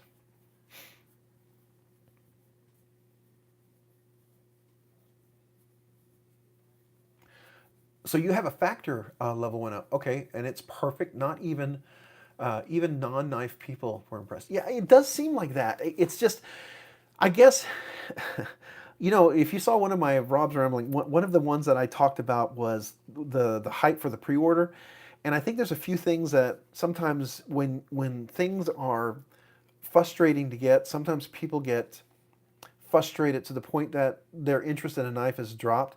And I think this could be a good rambling at some point when I really think about it. Sometimes it's easy for us to get bitter about something that we can't get a hold of. I know for a long time, this one took forever to come in, and I was getting kind of frustrated. But when I finally got it, I was happy. But the Mordax, if I hadn't already owned a Mordax, I think I would probably be bitter about the Mordax. But I own one, and I know it's a great knife. And I'm waiting for ProTech to have more of them. But if I hadn't owned one, I would probably be like, okay, I'm done with Mordax. I'm never going to do that again. But the Shaman was one of those that I sought out forever, and I never found a run of it. I didn't want an S30V. This is the, if you can see that, yeah, this is the LMAX version. This is the Blade Ops exclusive. So I wanted something that was a little better steel than just the S30V. Don't get me wrong. S30V, Spyderco does a fantastic heat treat on their steels, and their knives are phenomenal. Okay, so even their S30V is probably better than some other people's M390 or 20CV, and I know that's going to tick off a lot of people, but I would probably venture there's a lot of truth to that. And you could probably ask someone like Neves Knives, who might even, make the case for it with his testing. And if you look back at how he tests, and you maybe even look at the Knife Steel Nerds, forget his name, Rob, not Rob, the guy who does, I just went brain dead. You know who I'm talking about. But yeah. So you would like to Anno. So, that is one of those things where I know some people really, really like anodization. So, for instance, I'm not a big fire anodized person. I don't know if you've seen that right here. This is the fire anodized, and you can see it there on the clip as well. And to me, this works really nice because it's subtle and it's kind of in, not as much and not overwhelming. I really like that version of anodization where it's not overly powerful. That's my aesthetic, but that doesn't mean it's everybody else's aesthetic. They make this with the whole anodized scale, and it really appeals to a lot of people. So I can see someone really wanting to anodize that. It probably would look amazing, depending on how you anodize it. They would be perfect because it's raw titanium. You could really do something fantastic with these. But I like plain titanium, I really do. And I also like carbon fiber. So you can see that. This is a carbon fiber. This is a Hive by Tuya Knives. This is the same guy who did Bade Modern Design. Let's see here. Yeah, Bade Modern Design. He did the Stunner. I don't know where he's from. I think he's from somewhere in the Western, yeah, like I want to say Ukraine or Bosnia or something like that. But anyways, I like carbon fiber. I like the darker or the stainless. For a long time, I bought nothing but black knives. I bought blacked out DLC, PVD, whatever. It was black only. I like black blades. I mean, if I got this, it would be black blade, black handle. That was my aesthetic for a long time. And then I got into the raw titanium, and I really, really liked that. And now I'm kind of okay with a little touch of flash here and there, like this anodized. This works for me. I'm cool with that. I like the fat carbon. But yeah, I don't know if I personally probably wouldn't anodize this, but okay, let me rephrase that. Where I'm at right now, I probably wouldn't anodize that. Would I anodize that down the road for a few years from now? I don't know. You know, there's a lot of things that I like now that a few years ago I didn't like. So who knows? I could see myself getting into Damascus. I can see myself getting into zirconium. I could see the different anodizations. I think those are all pretty cool. Hey, Rocky, you had a New York strip? That's awesome. I like New York strip. I like to grill that a lot. I'm in Texas, and man, we don't go out to eat steak because apparently I cook better steak than most restaurants. So everyone always would rather have me grill it. So I'm a big fan of steak. Yeah, that's awesome. Yeah, I hope Factor's eventually easier to get. And I like that newest version that I saw a couple of people doing, the prototype. It's a little thinner, longer blade. It looks like, I don't know if it's a spear point or a drop point, but it has a, it's not quite this blade. That's more of a drop point. Well, I don't know. That's maybe more a spear point. But it's a different shape. I like that newer Factor one. That one I think is one that really aesthetically sparks my interest. I wasn't a big fan of the first one. I was into it because it was magnetic and it was like a lot of hype, and I would have gotten it, but I don't know if it's my aesthetic. The new one, I really like that one, and I think it's considered assisted because it uses the magnets to deploy.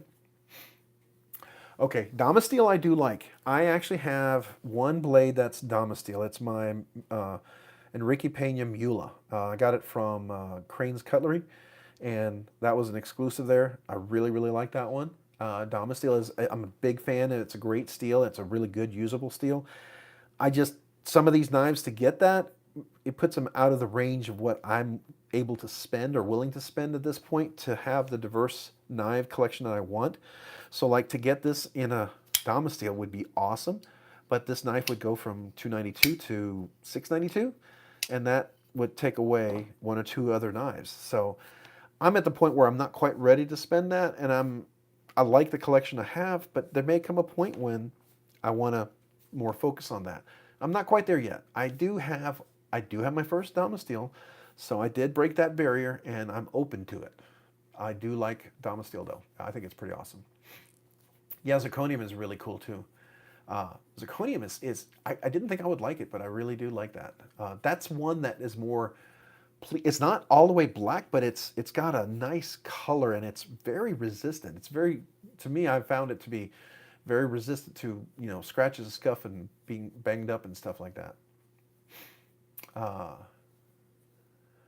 Oh, you have a reverse tuck Devo mash? See, I wanted to get a Devo, and I couldn't. That's another knife. I know he didn't mean to, but that thing sold out so fast. There's a couple of the Devo knives that sold out so fast. I couldn't get a hold of one, and when I went to look for it, boom, they were gone. Now, maybe they were available if I'd gotten there a little sooner, and it was one of those that, but I missed it. I missed a window. I think I was working at the range on the Saturday when he dropped them. I think it was a Saturday, if I remember. At least one of them was a Saturday, unless I'm thinking of some other drop. But yeah, I missed that one. I did like that, especially the 14C28N. That version one, the most recent one. Is that the MASH? I forget which one they are, but that one looked really nice. Oh, on the Shaman, this is Elmax. This is the Blade Ops exclusive. It came with the gray scales. I got the red fat carbon scales on here, and I put the CME. I don't know if you're familiar with the CME. It's compression made easy. It's something that OCD for EDC, he sells these, and I have them on my Spydercos, and I have them on my Shaman. So it makes this, the idea was for if you're a lefty, you could be able to deploy it, right? You could, oops, sorry. You could drop the blade and close it as a lefty. That's the idea of this, so that you could work the knife as a lefty. You could drop it here on the finger choil and then close it and work it left-handed. Of course, I'm not a lefty, and this one you've got to put, you know, it's a big blade. If you didn't know, this blade stock is heavy, and you've got to get a little force with this blade because it is phosphor bronze washers, and I haven't carried this recently, so I probably got to break that in a little bit again. It was really buttery smooth for a while, and then if you don't carry it for a while, you know, that action kind of stiffens up a little bit. Yeah, drop knives, the reason why you can't get any drop knives is because they're gone. That's what that Caviso took over for drop, and so I don't know if you knew that. That's why you have now Caviso. Several of the drop knives are Caviso designs, like the Keen. Let me see if I can reach over here and grab this real quick. For instance, this is the Ray Laconico. If you haven't seen this one, Ray Laconico. This is the Keen. This is made by Caviso, but originally this was a drop. And then when they became Caviso, it's now under the Caviso name. And you don't see the drop on there, but it's just a Caviso design now. I like this one a lot. This one's just so smooth. I don't know if you haven't gotten this one. It's just buttery smooth. And there's no play. That is just all butter. That is like almost a custom knife smoothness. I eventually put skiffs on here. I hadn't had to, but it got real dirty recently. And when I took it apart, it was just dirty, and I had a pair of skiffs, and I thought, yeah, I'll put them in there. I don't know if it'll make any difference. And wow, it was smooth before. It is ridiculously smooth now. It is absurdly smooth now. It is almost obscenely smooth now. Put a pair of skiffs in one of these guys, and yeah. This is just it's so clean, it's so simple, and if you don't like simple, clean designs, this is not going to speak to you. Yeah, oops, that's a little shredded from one of my pair of pants. I used to have a Chris Reeve Unumzon that was sandblasted. Man, it tore up 3 pairs of jeans for me. That thing was like it was a shredder. And those 3 jeans have the leftover residual destruction from that knife.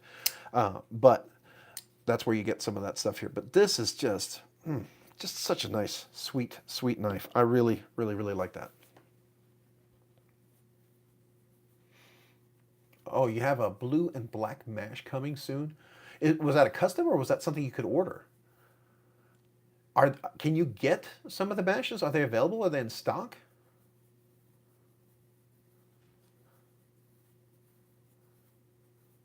Oh, that would be cool if they were back in stock. I would really be interested in that.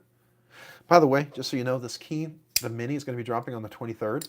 So if this was always too big for you, because it is rather big, it's not a super small knife. Now, if you have like medium hands, then the Mini might speak more to you. This definitely would fit an extra large to double extra large hands for sure, because right here I've got medium large hands, and mine are large widthwise because they're meaty fingers. And they're short. That's why they're medium large, because I get medium gloves. I can squeeze them in there, but the fingertips always have way too much room. So if I have a glove that can stretch, I can get my medium fingers in there and stretch them out, and then I can almost touch the tip. But if they're really hard to stretch, then I have to do large gloves, because it's the only way I can get them through. But anyways.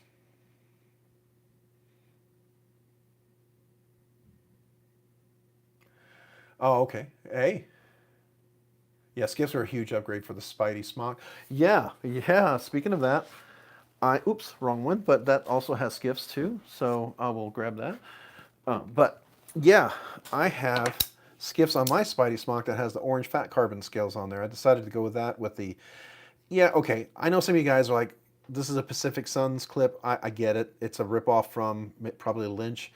I didn't know. This was the first clip I bought. I bought it on Etsy. I didn't know anything about it. I didn't know if he was copying. I just saw it and I bought it. Okay, so yeah, I probably would like to get the Lynch clip instead, but this is my first one. But this has the skiff washers in there, and I took the second detent ball out of there. I don't know if you did that with your smock, the little one that's in there with the spring. That made the drop just nice. This is technically a compression button lock. So it's really a compression lock, but using a button. It's not truly a true button lock. This is a compression button lock. But I do like that, and I like the hollow grind. The hollow grind is great. Now, eventually, I would like to get something other than S30V. I would like to get like the, one of those premium steel ones. Still a great knife. I won't. Every time I think of selling this, I'm about to go sell it. Then I pull it out and I start flicking it again, and then I realize, yeah, I really like this knife. I don't want to get rid of it. Now, I would like to maybe consider contouring the scales. I wish this was a little more chamfered. I got spoiled by the Shaman. The Shaman's, that is just how you should do it. That is the most comfortable knife, and I feel like I could cut down trees with this thing. Oh, so they're not in stock. Not in stock, just Nate. Okay, all right. I would like to. If anybody ever finds, those mash coming out and you know about it before I get a chance to know, please let me know because I would love to get one of those. That's one of those knives I'd like to get a hold of. Yeah, the thing about eBay, I've been on eBay since they first opened, and it's changed over the years. And I don't know all. I've heard people getting burned on there. And so I tend to, I don't know, I'm not as inclined to go there. So if you know somebody who sells them and there's somebody you trust, then yeah, I'd probably be interested. But because I don't know who are the legitimate sellers, I'm going to be a little more hesitant, I think. At least that's where I'm coming from because I don't want to get burned on there.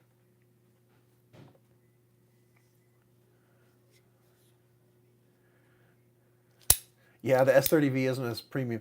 The only good thing that's really wild about the S30V, the way Spyderco heat treats their steel, even their S30V is probably better than some other steels because their heat treat is just so good. I mean, that's just the reality. If you want a really good, reliable heat treat, like I have my paramilitary, I have my Para 3 and my paramilitary 2, and I will tell you that this is the S45VN steel, right? Can you see that, S45? S45VN steel from some other knife manufacturers, even semi-custom mid-tech, I wouldn't trust them. But Spyderco's S45VN steel, this is how it should be done. This is when you can appreciate S45VN steel. I agree. Hey, I appreciate that. Thank you, Level 1.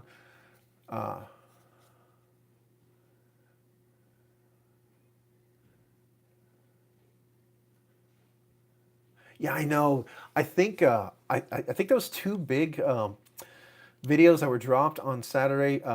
Metal Complex, if you follow him, he had one about buying knives to resell and make money, and then I think Neves Knives did a kind of a response to that. They each have a different take, and it wasn't discourteous or anything. It wasn't like an argument. It was just they had a different take on it, and I appreciated both sharing.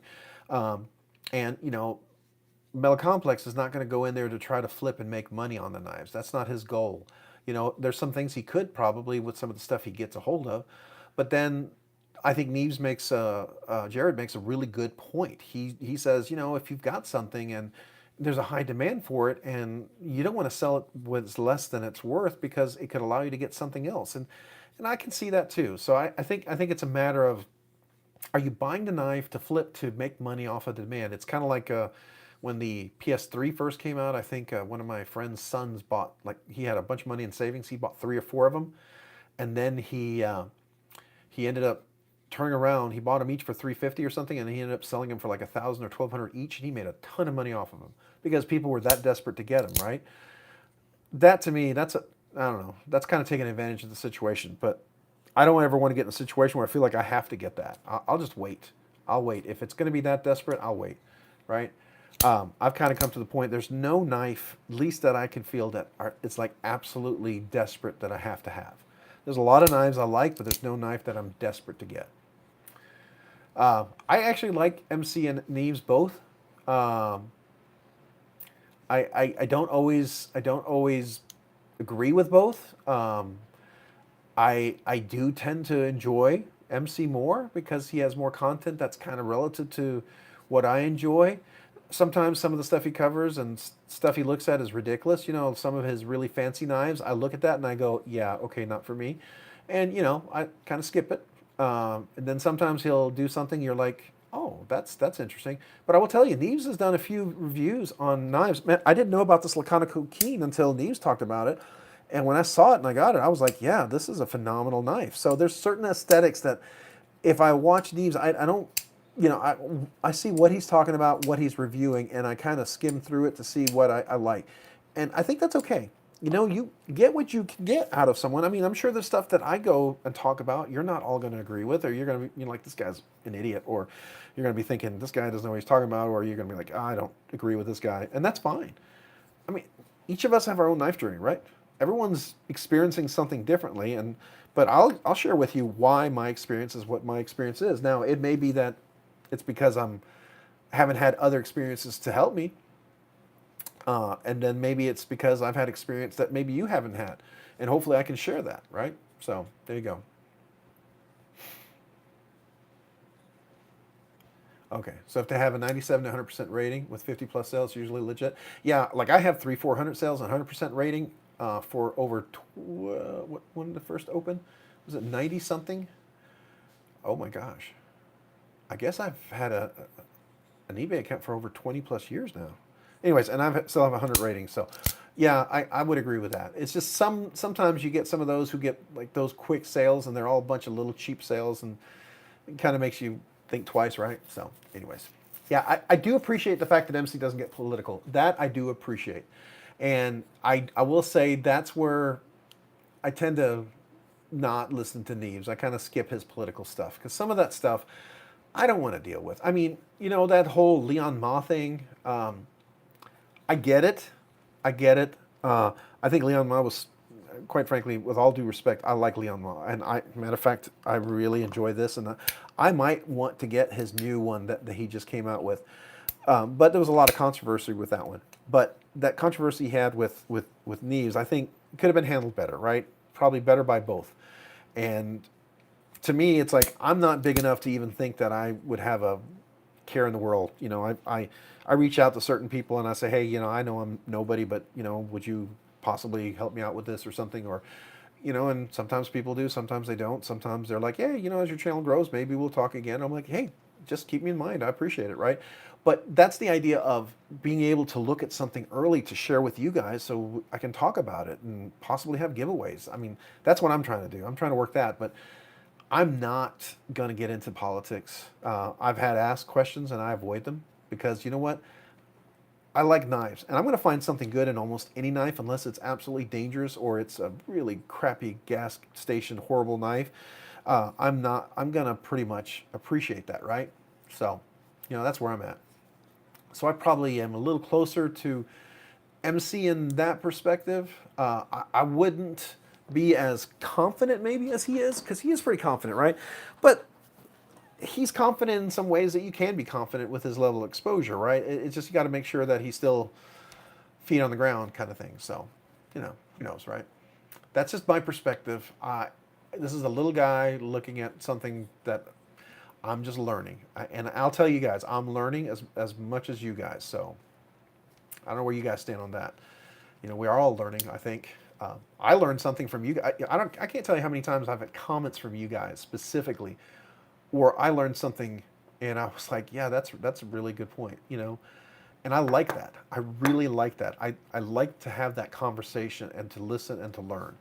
Now, I've had some interesting comments matter of fact, I had some guy today who was not a fan of the Mac 2. I didn't delete his comment because I felt like, you know what? If you want to make the comment, feel free to leave the comment. I don't agree with you. I think your comment's, not well informed, but he thought that spending $300 on a knife is an effing joke or whatever, and he couldn't see anybody ever doing that. And I was like, well, that's not $300. It's a little bit more, right? You're looking at $450 to $500. So I think that freaked him out even more. But the whole point of it is, I don't think he could understand anybody spending more than $100 on a knife. That's my guess. And so I recommended, hey, check out the Gerber, Cricut, CRKT. I'm sorry, Kershaw, some of the cheaper budget knives, maybe Civivi. That you'll be happy there. Yeah. I mentioned, matter of fact, to him, don't look at Protex and Hermans and Konix and Shirgorovs and Rick Henders and Spartan Blades and Chris Reeve Unumzons, or Chris Reeve, sorry, Chris Reeve knives. Some of their higher end knives, I mean, you could easily spend $1,000, $2,000 on each. The Herman ones, that you get up to three or more thousand. I seriously would love to get a Herman. The very bottom of the line one, I think I would be happy with. I would very much like to get that. I don't know if I'm ready to spend that kind of money that you're looking at there, Rocky. That's a big chunk of change there. Someday I would like to do that. There's a few knives. Honestly, there's a couple of designers that I would have to handle it though, but there's a few of them that I would seriously maybe possibly consider. Herman is one of those. There's one or two Shergoros that I really would like to consider. I'm not saying I'd ever spend the money.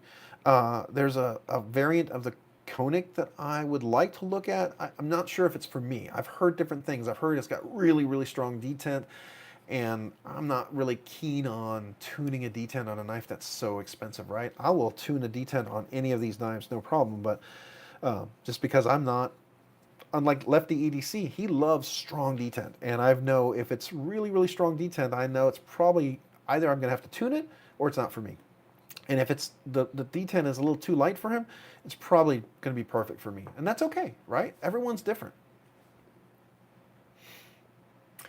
Yeah, inflation is horrible. And I don't know if it's necessarily greed as much as it is interest rates. And when you print $3 trillion in cash on the, I don't want to get into politics. This is not a political discussion. This is just pure finance.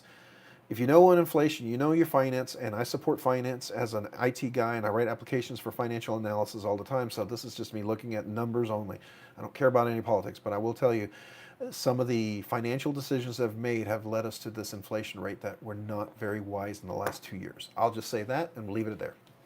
So, and if you disagree with me, that's absolutely fine. We can agree to disagree. If you agree with me, that's great. We'll agree to agree. But I don't want to open the door there. I'm not going to do politics. But I will just say, I look at the facts. I'm kind of like the old, what is it? That old TV show, Just the Facts, man. Just the Facts, and that's where I go with. So, yeah, but I do think some of it is greed too. I know some people think like this is really overpriced. I get it. I think there's some truth and not some other truth to it, because you're dealing with a unique design. I really like the Andrew Demko, and the 20.5 is a great alternative to the 20 that I can never get my hands on, and it's always sold out, and you have to buy in a secondary market for twice the price. So this allows me to get a knife, and especially now it's an S35VN and 3V. I like it. And, for me, I'm okay with that, right? I know it's probably overpriced. Eventually it'll be less, probably priced less, but it is what it is. Yeah, $5 loaf of bread, a $5 gallon of milk when it was $8 eggs. Hey, I live in Texas, and I have a lot of neighbors who have farms, and I can tell you that whole thing that they talked about in June, all of a sudden all their chickens stopped producing eggs because of the feed. No controversy, but that's the fact. That is absolutely true. And as soon as everyone changed their feed, every one of their chickens started producing eggs in Christmas time, when they typically produce less eggs. That's not any kind of conspiracy theory. It's just the truth. And I've talked to 30, 40 different families with farms and chickens, and they all experience the same thing. And I will tell you, that's why after that came out, all the prices of eggs started dropping when everybody started getting off the feed. So you can take that with what you want. You can choose to ignore it and think that's ridiculous, but it's the fact. So there you go.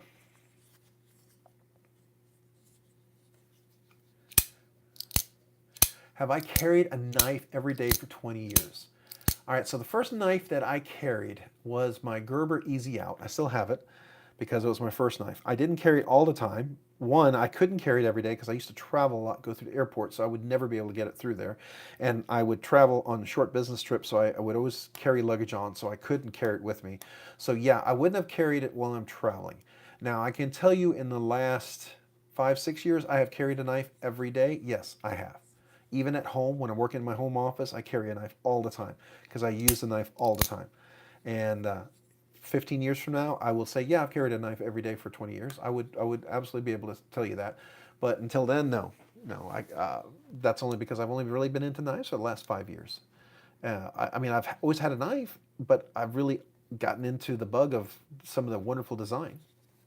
But yeah, now have I carried one knife for 20 years? No, I probably would not. Closest I have is that, and I also have my dad's knife he bought before World War II. He bought it in the Netherlands, and that's a really old knife. It's almost 100 years old, and all my boys want to inherit it when I pass away. So, it's one of those knives that's, yeah. When they said in Iowa they had to cull thousands of chickens, is that because they were talking about the bird flu or something, or they because of the drought or the lack of water? What was going on there? Just kind of curious.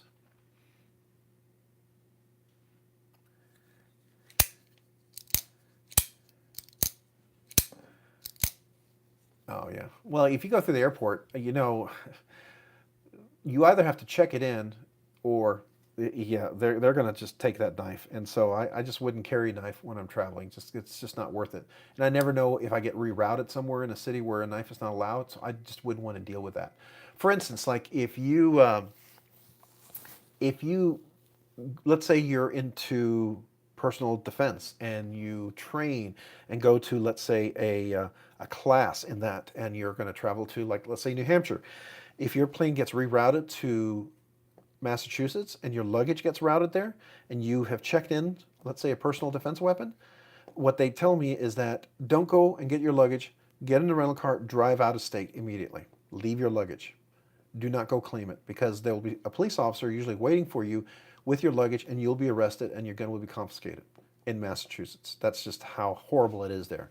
So even if it's going through the state, if you get rerouted there, it's just one of those things. I would never want to be in that situation. So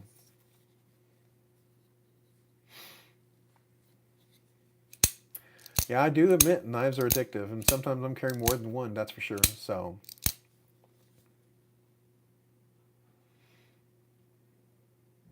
well, you also saw the big fire that we had here in Texas, where there like 14,000 cows were burned in the fire. It's a lot of stuff interesting going on. I will. I don't want to make this a off topic, but if you don't notice it, then you're choosing to ignore it. I will just leave it at that. There are a lot of weird things that are happening that make you go, and I think it's worth looking into if you haven't, and it's worth not ignoring it, because then when something does happen and you don't realize it, you're not shocked, right?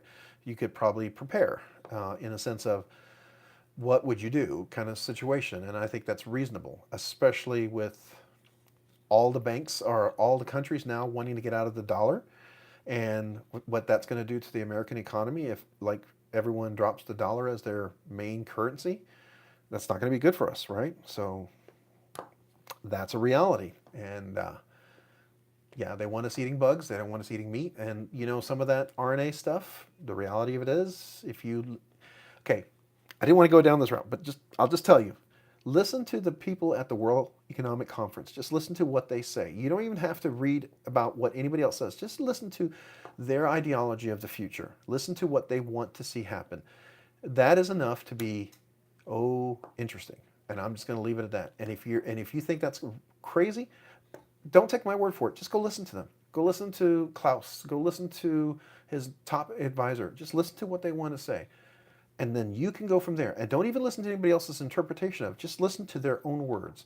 And then you can go from there. And you can choose to ignore it and just say whatever. But I'll just say it's worth listening to. And then you can, process it. And we'll just leave it at there. That's being said, that's why it's also nice to have a good knife inventory, because, in a particular unique situation, this can be a very good commodity for trade and sale. Everyone's always going to need a knife.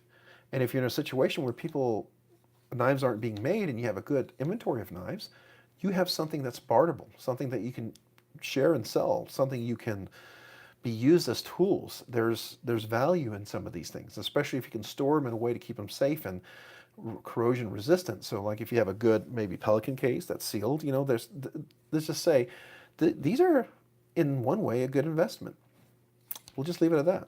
There's nothing wrong with having a good inventory of knives because you like knives, but there's some benefit with that too, right? This is always something in a unique situation. These are valuable when people need tools, and this would definitely be a tool in a situation where if they weren't available, they're definitely worth worth it. Yeah, independent critical thinking is always important, and I always say that I like to listen to everyone's perspective. I like to hear where they're coming from, and then I like to look at the facts and their sources, and I like to evaluate that. And I think, and then I'd like to have critical conversations. And I always get concerned when we can't have conversation with somebody. We can't agree to disagree, and that's to me that's concerning. And I think there's more people on all sides of the aisle that are having a concern about that. And we'll just, yeah, yeah. I think we need to get back to that. We need to get back to good conversations about compromise, understanding what people need, what's rational, what's not irrational, what's not someone's perhaps delusional mindset or mental disability or whatever. I don't know. Whatever that could be spurring them on. And I'll just leave it at that. I want to be respectful because those are all struggles people may have, and people go through different things. People go through traumatic things, and I don't want to be insensitive to that, right? But at the same time, there's some things that don't really have any. There aren't really the result of something like that can be rationally understood. There are more choices, and is where I would probably disagree. So I'll leave it at that.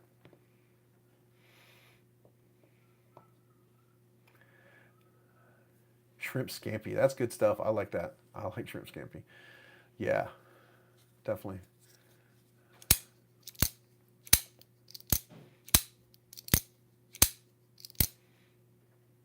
No, I'm past medium rare. No. Oh, that's the worst. I get it. I get it. But if it's a good cut of meat, you could probably still enjoy it as long as you don't, let it sit and absorb the moisture back, right?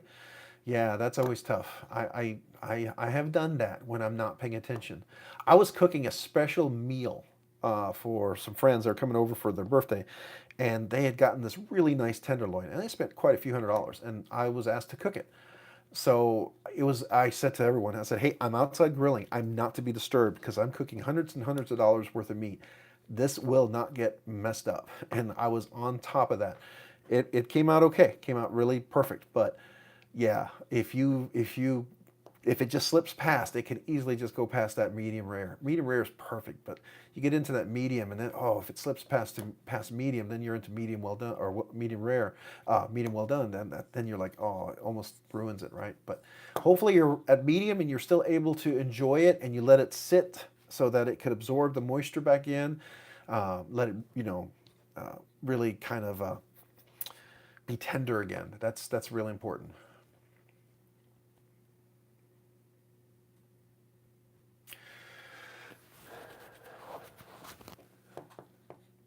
Make a bowl of cereal. Oh, you can't ruin a good steak. Even if you cook it at medium or medium well, save it for a delicious omelet. You can cook that into a beautiful omelet the next morning. Okay, if it's cooked too much for you now, make it into an omelet the next day. It would be just an awesome omelet to have in the morning. If any of the meat survives till the morning, if it's not all eaten. I can tell you that that's usually what happens if we have steak left over. It's cooked into a delicious omelet the next day. And I have at times when I'm working from home used my knife when I forgot to get a knife when I'm cooking something and I'm eating. I have used one of my pocket knives to cut my meat because, well, one, I keep my knives clean, right? And I usually have some napkins and other cleaning things next to me so I can wipe them off if I had to. But if you're in a dire situation, it's always nice to have a nice clean knife. Now, if I'm out there, I've been cutting fertilizer and all sorts of stuff. Yeah, well, I definitely clean the knife before I do anything with that. But steak fried rice sounds good. Yeah, my wife makes a really delicious steak and chicken fried rice. Really, really good. She really has got that down to a T. it's almost as good as a Japanese, steakhouse. Not quite as good, but almost. It's real close. She's a really good cook. I gained a lot of weight when we first got married because she was such a good cook. All right. What else? Did anyone get the Urban EDC LC? Did anybody get this particular knife? And if you did anybody have issues with the clip? I did. I'm just kind of curious. For instance, I took this clip off and I rounded, I don't know if you can see that, I rounded that. I think I talked about this last time, but that made a difference. I know somebody here, they actually thinned out the steel back part of this. I wasn't ready to quite do that. I just wanted to round it so it had a less of a contact point and a little more curvature to go over. This made a world of difference. This makes it almost as nice as the custom. Because in essence, this is so close to the custom. I mean, it's not, I get it. The custom is way, way better. But it's as close as you can for a production knife, get close to the custom. But that was a deal breaker. I know it was almost a deal breaker for me. I know a few folks I've spoke to, it was a deal breaker for them. But because I was able to do that with the clip, this one really, I salvaged it. And now I'm glad I kept it and I have it. So anyways. Yeah, it was you, David? You thinned out the clip? Yeah, I was looking at that and I thought with the way I did the belt sanding, I don't know if you can see that. So if you want to see a little up close, the rounding job came out really nice. And I realized when I looked at this, and I don't know if you can see it, I thinned out this back part here. So I think I inadvertently thinned this neck part here just enough where it has some flex to it. And I don't know, if I was a little more comfortable using my Worksharp Ken Onion belt sander, and I had maybe a better tool to hold it, I might do that. But at this point, this was enough for me at this point.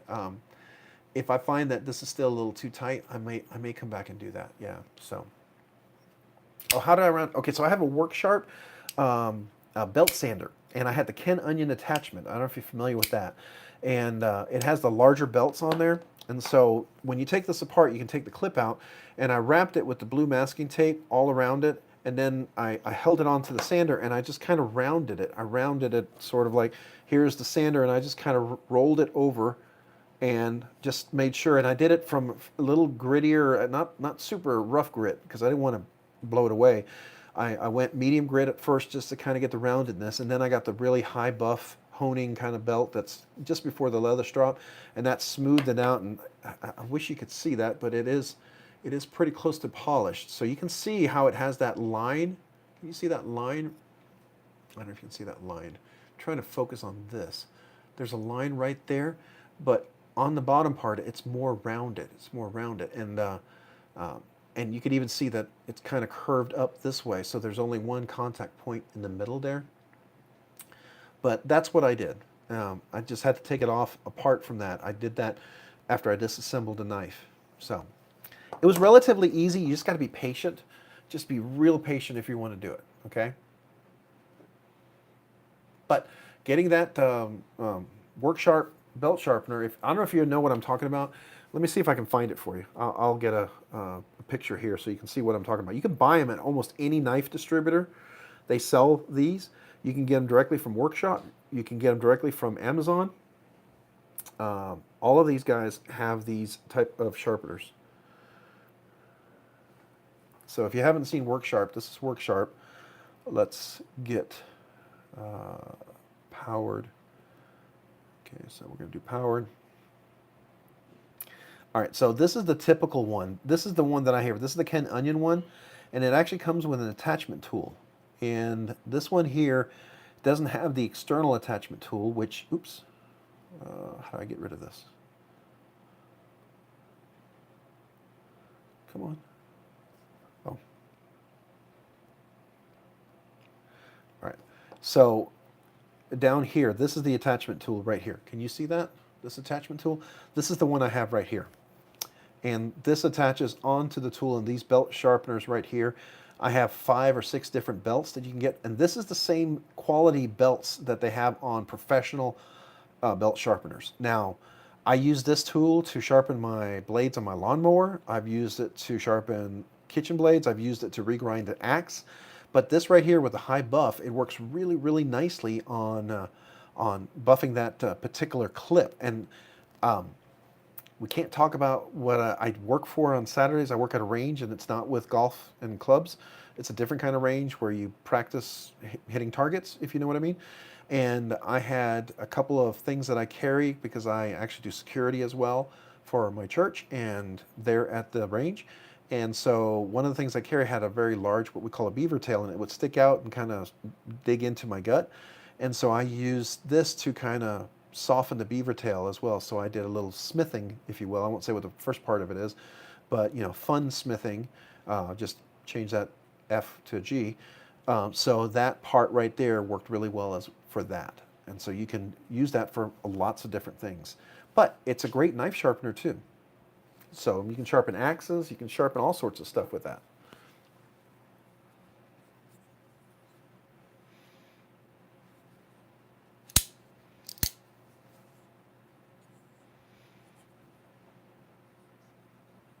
Oh, the Sheargorf Cliffs, is that what they do with theirs?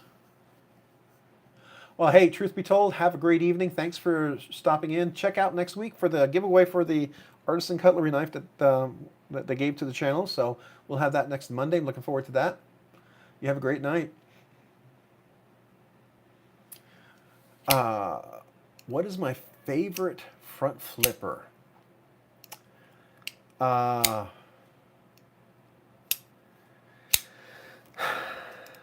This is nice. I like this a lot, but I don't know if it's my favorite front flipper. I will tell you right now, my favorite front flipper is probably, right now, at least right now, it is definitely the Relative. I really like this a lot. It has such a nice deployment and such a nice audio. It just gives it a nice cling. It's not quite as a Herman cling that you get. Herman has that nice song or sing to it, but it's still just really nice. I really enjoyed this a lot. This one's a lot of fun. I don't know if it's I really enjoy that, but my absolute favorite, I'm looking at my collection over here. Would there be one that I like more?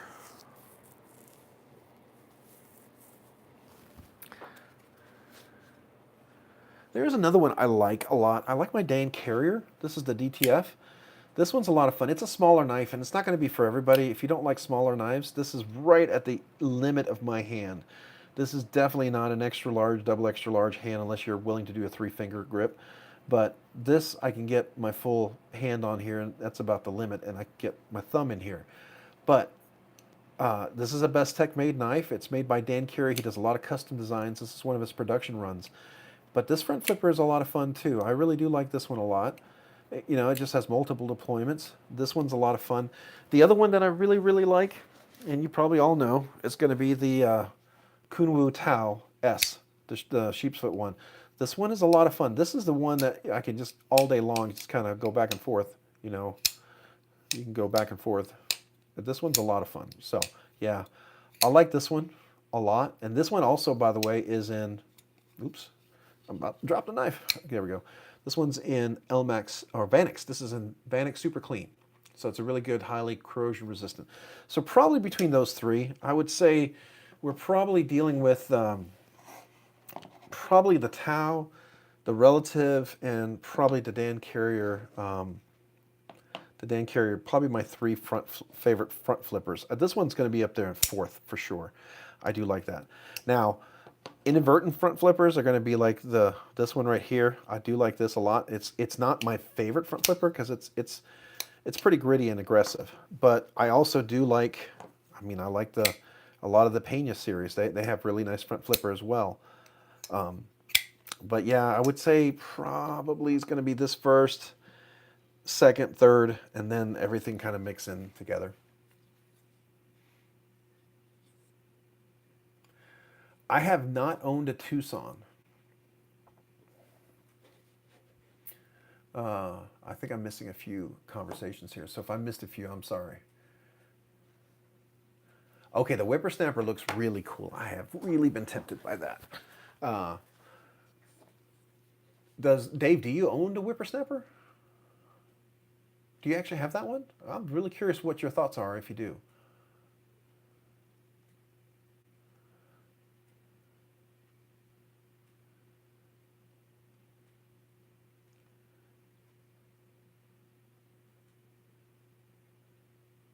Okay, Rocky has a whippersnapper. All right, I see that. Good night, Witness 144. Thank you for joining if you're still here, but thank you.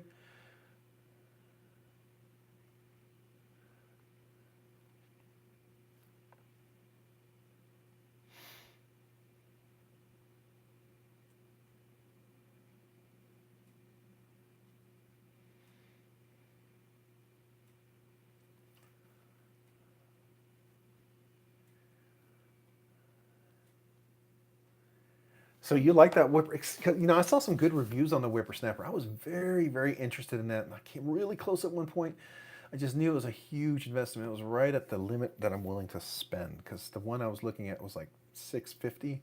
I didn't know if they had something that was a little less than that, but I've heard just so many good things about. What blade shape did you get for your whippersnapper? I'm curious because there's one that really appeals to me, and there's one that's not quite doesn't quite appeal to me.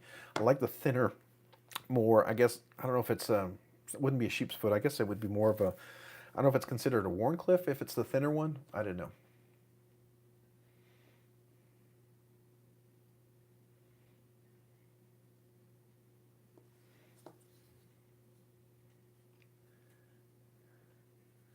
Oh, now, real quick on Rocky on that whippersnapper, is that the version 2, by the way, also?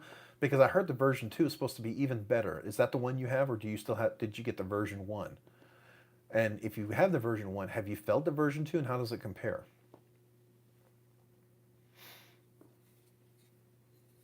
Okay, so you had the sheep's foot, all right. The bolster lock, okay.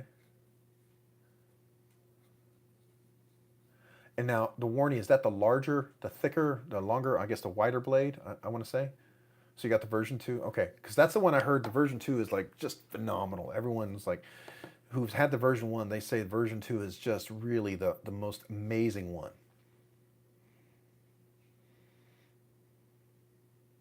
That's good to hear, and probably not good to hear because that might make me want to look at it a little bit more now. Well, you're convincing me here. Okay, yeah, the bolster lock is really that really appealed to me a lot too. That bolster lock, you know, once you get anything with a bolster lock, I mean, it's I don't know, it makes the world of difference to have a bolster lock there, right? Just to have that cover on the lock, it just is really really nice to experience that. I think, and it almost makes me wish that every knife was like that. I think that's the bolster lock. I have a few others that are bolster lock, but I can't. These are all frame locks here, I think. Well, this one, I guess this is an inset liner lock or inset. You know, I don't know what they call this. Everyone is very dead centered that this is a liner lock, but it really acts like a full frame lock or an inset frame lock, or I don't know what you want to call this, but yeah, it's a liner lock because it's inside 2 scales, but it acts like a frame lock, so I don't know. But I do like liner locks and the bolster locks a lot, and like you said on that one, that really sounds amazing. Now, what steel do you have on that whippersnapper? And then, what are your scales like? Did you get the carbon fiber? Do you have the titanium? Do you have any of the fancy fat carbon? What did you get? Oh, you got Damasteel. Okay, yeah, of course. That's wow. Okay, that's nice. Man, you're making me drool here talking about that that whippersnapper. That's cool. Oh no, really, Damas? Seriously, Damasteel scales? Wow, wow. And Dave, you have one with the S90V and the zirconium, or is that the one you want to get? Wait, do you have one, or is that the one you want to get?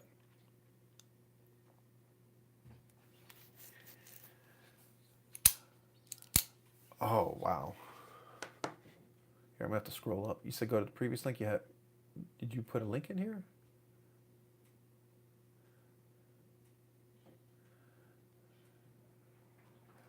Oh, maybe it's on your page. Okay, so I'll have to go. Do you have a Instagram page or something like that where you show some pictures of these, or is that something you private you have of the knife? Because I would be really interested to see what that looks like with the the Damasteel blade and the Damasteel scales. That just sounds ridiculous. So if you're trying to paste links in here, unless you're a moderator, I don't think it's going to allow you to paste a link. But if you were to, I don't, I've never set up anybody as a moderator. See if I can do that. I don't know. See, this is all new to me here.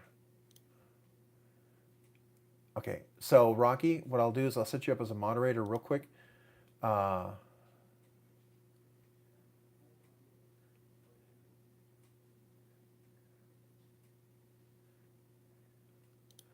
So I'm going to set you up real quick as a moderator if you want to go ahead and post that link. I'm going to trust you on that. So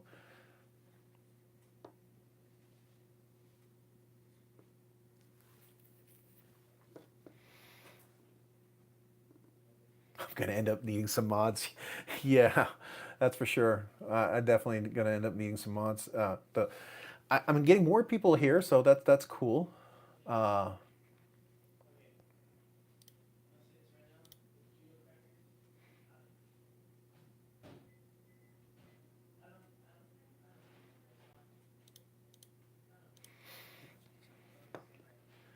All right, so I'm going to click on that and open that in a new window. I'm going to take a look at that. Oh my, wow. Okay. Yeah. Well, dang. That's the one you own, Rocky? For real? Okay. Wow. And that Damasteel variant, that design is, what is that called? Because that is gorgeous. Holy cow. Because they usually have a design name for some of these. Do they name the type of design? No. Probably would get that later, but that is ridiculously amazing. If you guys haven't checked that link out from DLT, wow. Okay, I really like that blade shape too. I think that's the one I like. And so that's the one you have. Okay. That's the blade shape I think I really, really like. And is that finger choil really, really comfortable to get in there? Man, okay. You know what? My hat's off to you. If I had a cap on or hat, I'd tip it to you because that is one beautiful, beautiful, beautiful knife, man. Okay, all right. That's gonna go on my Grail list. Yep. Okay. All right. So I have a few Grail knives, and one of them is I'm not a big Rick Hinderer fan. You probably all knew that, but I do like the Maximus, and the reason why I like it is because I actually handled it at a store, and I should have bought it when I was there. It was, Rick Hinderer makes Maximuses like every 2 or 3 years, and I had a chance to get one, and there was two, and I didn't buy it, and it's like the one Rick Hinderer knife that I like. So there's that, but this one is definitely going on my list now. So, all right, you convinced me. I heard Metal Complex talking about it, but he talks about a lot of knives, and some of the knives he handles, they're not even realistic knives for my collection, especially when you get some of those from Sierra Bound. Oh, some of those knives that Sierra Bound gets are just insane. That guy has more knives. I think his collection is probably worth more than some of these knife retailers' total inventory would be worth. So, anyways, yeah, he's got some crazy knives. But this one I can see. Okay, now I may not get the Damasteel steel and blades and handle, but I like the look of it, and I could definitely see maybe the Damasteel for the blade, maybe a really cool carbon fiber or something else for the handle. It might get it down to a range that I can afford. Yeah, so that's what I was looking at, more of the $600 version. Probably one of the S90V or something like that, or what is it, the HXT or whatever the different steel types that they have on that one.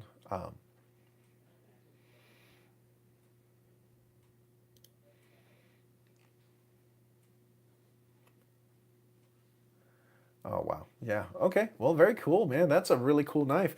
That kind of pales some of these knives in comparison. I mean, you know, at the $1,300 for that knife, it would be something that I probably wouldn't carry, so it probably wouldn't be in my collection at this point. But the $600 one, I could very easily justify, which I shouldn't say because I get in trouble with my wife. So I better be careful. I do want to sleep in my bed tonight. I do love my wife, and I've enjoyed being married 26 years. I want to have another 26 years because she's a great woman. But she's also a strong woman, and I do not want to be under a mound of dirt in the backyard if I do something like the $1,300 knife. Now, down the road, I can see her letting me do that, but I would have to, warm her up to it, right? But the 600, yeah, that we could do that. So, yeah, I figured I would want to carry it. You've convinced me. Okay, you don't have to convince me anymore. Now I just have to make it happen, and I might have to. If I suddenly have a knife sale, you'll know why. It'll be up to you, Rocky. If I have a knife sale, I will say, hey, thanks to Rocky, I'm going to be having a knife sale. Oh, man, that's cool. That is really cool. Hey, thanks for sharing. I really appreciate that. See, here again, I learned something new. I saw it. It was one of those knives I looked at. It's one of those knives that I kind of thought, it'd be kind of cool. I heard different things, but then talking to someone, it gives you more perspective on it. And that I like. Yeah, okay. All right. I agree. I've done a knife like that before with the PayPal. You're right. You're right. I do have I've about to pay off my PayPal balance, and I would be able to do it. You're right. You're right. Uh, yeah. So I could be doing that for the 6 months. Probably get the interest. Yeah. You're gonna help me even rationalize it too, aren't you? All right. So I just gotta see if I can make that happen. I'll have to. Yeah, I'd definitely carry that. I would do it. Oh man, oh man, that's crazy. That's crazy. Yeah, I'm gonna look at it. I need to. I need to look at the one that's gonna work for me. But I will tell you, I'm not stopped looking at this Damasteel version that you showed me. That one is ridiculously gorgeous. Now I have to ask: is the front part of that, is that zirconium between the Damasteel scale and the blade? Is that zirconium? It's got to be zirconium. That looks like zirconium. Is it zirconium?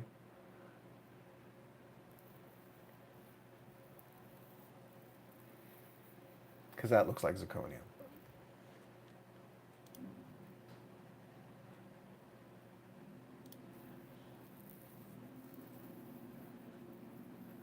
That's not my strong point. I hear you. I hear you.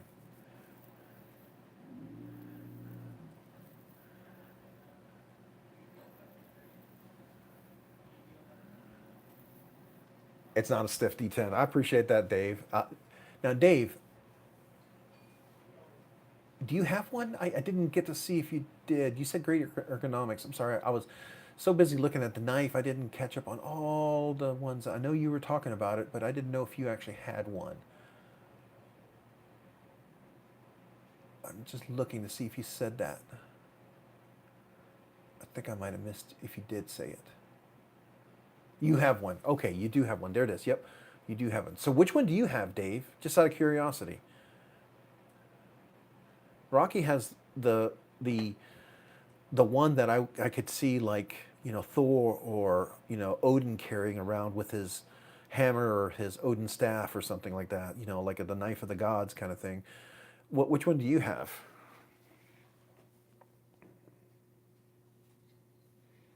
So yours is zirconium. Do you have? Okay, so where did you buy it? Is it going to be a link in here in DLT for that one? Let me see if I can find that. Whipper. Snapper.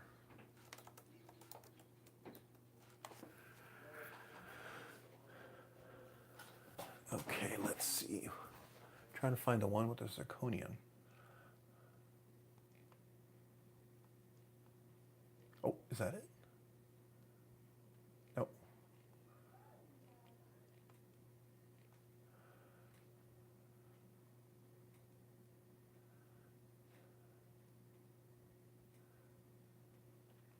Zirconium backspacer and clip. Okay. Yeah, I figured that's what it looked like, zirconium. You have to, with the zircon. Okay. No, I got it from it. you got it directly from them, so it's probably not one that carries. So did you get it like custom ordered when you ordered directly from them? Because I believe you can do that, right?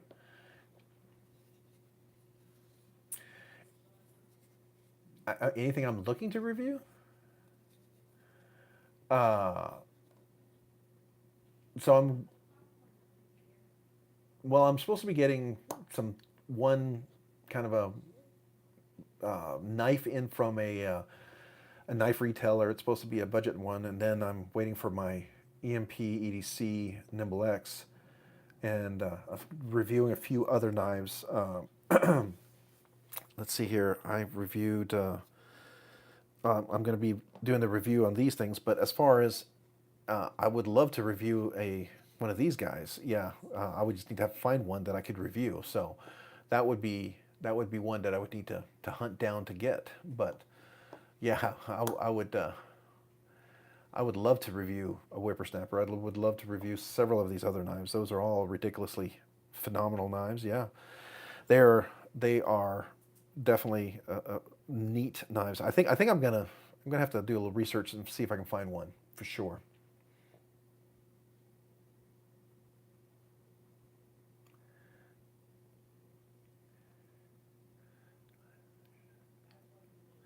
Dihydrogen monoxide. Oh, okay. H2O. Yep. Dihydro mono, uh, dihydrogen monoxide. Yep. With the hydrogen bonding there that occurs at 4 degrees Celsius, right? So we won't go into all the science there with the hydrogen bonding, which makes it a semi-acid, right? Water is technically an acid with a very, very low, uh, not a low pH, but a very low level of acidity due to the hydrogen bonding. All right, I totally nerded out there. So if you guys, I was reading level 1 up. He was talking about dihydrogen monoxide, which is water H2O, and I was totally going off on that. That's my nerd part of me there. Yeah, they do seem very available. Yeah, they do. Oh yeah, man, Rocky, I would be honored if you'd allow that. Yeah, I would just purely open it up and just flick it and use it for that purpose. I wouldn't try to carry it, bring it anywhere, and I would make sure I would put it right back in the box and be very, very careful with it. I wouldn't do anything that you wouldn't allow me to do anything with it. And if you didn't even want me to cut paper, I wouldn't cut paper, right?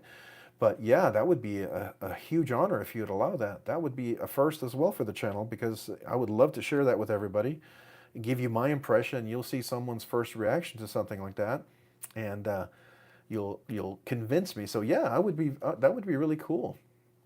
Yeah.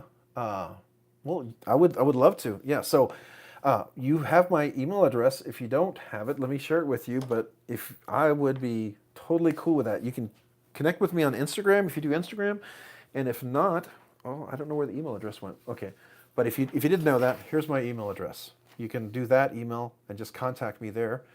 If when you have it and you have it as user and you're willing to share it, just keep that in mind. I would be super honored and would love to do that. And that would be a really great first for the channel. And you guys could see a genuine reaction to that and probably get a laugh out of it, but also you could be convinced, how good it is, because I think I'm already convinced, but yeah, that would be super awesome. But that would be cool. Thank you. Thank you, Rocky. I appreciate it. Very cool. Very, very cool. Man, I'm looking at these knives now and I'm like, oh, okay, well, they're not whippersnappers. One of the things, though, I will be doing, getting on a tangent, is I do have some dye, and I want to dye, like I told you, I don't know if you guys were here earlier, but I'm going to be dyeing one of these knives. This is the one I won from Wii and that giveaway that they had over on Instagram.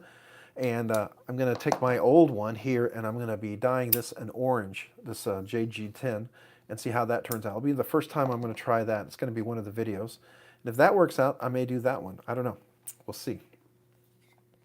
And speaking of it, do you know, you probably knew this, Rocky, and if they come out with more, they had this exact version in Javi Garcia. He does a lot of custom knives, so you're probably familiar with him, but he had this, I believe, in Damasteel with a Damasteel inlay and zirconium inlay. That would be along the lines of that whippersnapper you have. That's something you might enjoy if you like that. If you're a fan of any of these, because the ergonomics on this was crazy ridiculous. I don't know. I've always thought that the way they place the thumb stud, the way Javi Garcia does that, he's just got a really keen eye for aesthetics and ergonomics to bring it together. I kind of appreciate his design. I'm looking forward to seeing more of his stuff. I know he's kind of if you will, an understudy or somebody who does collab work with Enrique Pena, but I think he worked for him and kind of starting to venture out. That's kind of cool.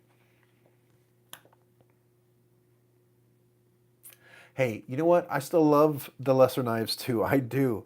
You just get a little awe-inspired when you see that. But that's fun. You know that's the joy of it, right? You know, everything is cool, and it's cool to see how far you can take some of these things. Because you know, like even this one over at the Caviso with the zirconium, like, this can make this knife way, way, way more expensive and you know even fancier than what you have it here as. You know, then you have all these guys with all the zirconium and Timascus inserts and things that you could do. I mean, there's just so much you can do to these knives. It's crazy, right? There's just really, the possibility is endless, and it depends on what you want to do. Yeah, I think you would enjoy this one. I really do. I think this one might be something you might find enjoyable. And I got to tell you, this is, I don't know how to describe this, but this blade shape, and I don't know if you can see this, this is, it's different than any other blade shape. I don't think I see similar blade shapes, but this is unique. It looks like a Tanto. It has a drop point, but not quite a clip point. It has a wonderful swedge that is more than just a swedge, very functional, beautiful flat grind to a really crazy thin edge down here. But it's kind of like a Tanto drop point modified sort of thing. I know it's got a belly, but it almost has a kind of a Tanto, I'm Tanto, but I don't want anybody to know it, sort of look. And maybe I'm crazy in what I'm seeing here. Maybe I'm just looking at something and I want to see it, but I really like the shape here. I think this is just a unique shape for this size of this blade. I don't know what you guys think, but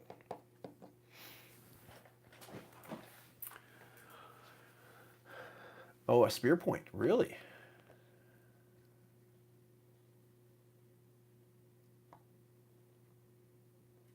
Oh, yeah, I can see that spear point, definitely. Because, yeah, it's coming up together. I see that. But it's too rounded here and too straight here, and that's, I don't know, that's where it throws me off. That's where it's like, it's a modified spear point, drop point, Tonto, you know, whatever. This one kind of falls outside of that, and I think that's what's kind of unique about this blade shape, and I just, you know, it's so different to me that maybe it's been around before, but it's the first time I've experienced it in that configuration at least. It's also like, you know, the McNeese. You look at this and you kind of think, oh, that's typical. But if you get up close, and if you haven't done this, and you feel that hollow grind, how it comes all the way up here, but yet it's still very stout all the way up here on the spine, but the hollow grind is all the way down here to the edge. They just do this so well. And the grip on this is ridiculous. Now, it's very similar grip on the manual frame lock as it is on the automatic. The difference is, you know, obviously it has a frame lock. This one's automatic. I want to get the manual version of this. I really want to get the manual version. I like the automatic a lot, but I also want to get the manual version of this one. I don't know if anybody has that one, but that's definitely on my list too.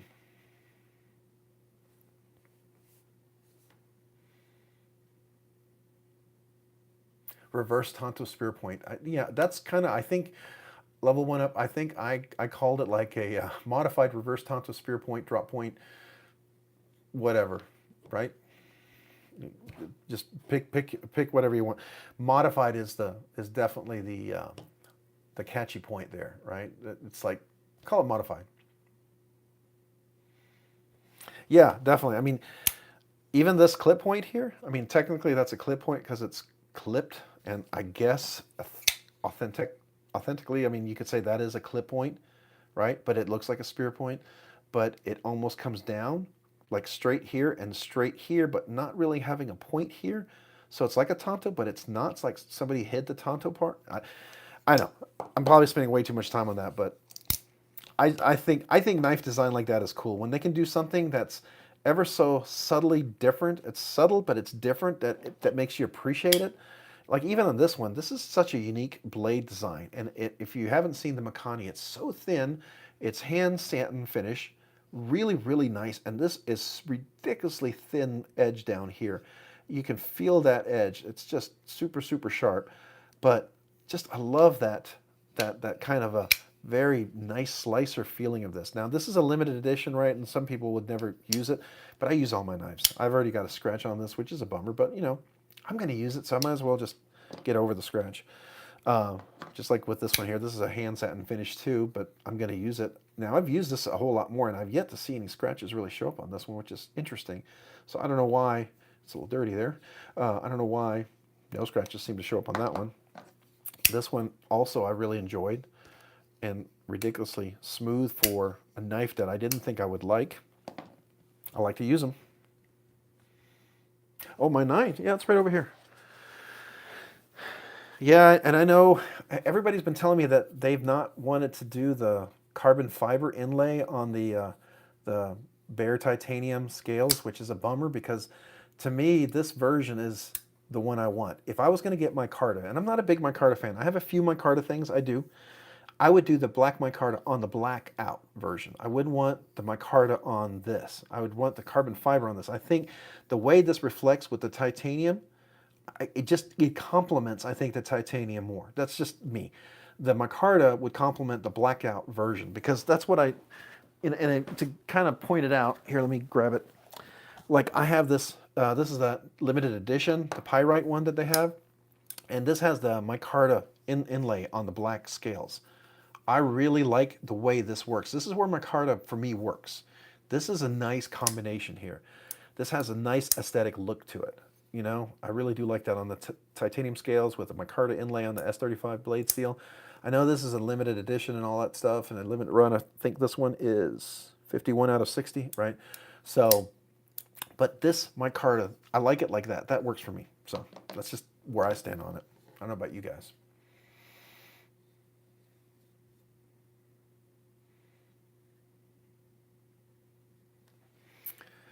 So you did. Now you could theoretically buy two nines, right? And you could get the blacked out one, and you can get the other one, and you can swap out. Well, no, you can't. I don't think you can.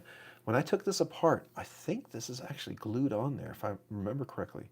This is not screwed in. I think they attached this. So, you know, yeah, I think this is like attached. Now that I remember how this was put in, I don't think this was screwed in. I could be wrong, but I don't think it was. Yeah, because I took this apart and I cleaned it out, and I don't remember this coming out. I thought this was hard attached in there, so I think they did something to permanently install it. Yeah. A dodo? What's a dodo?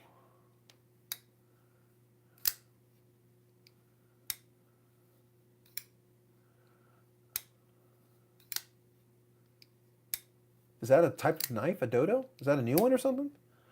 I'm not familiar with that one.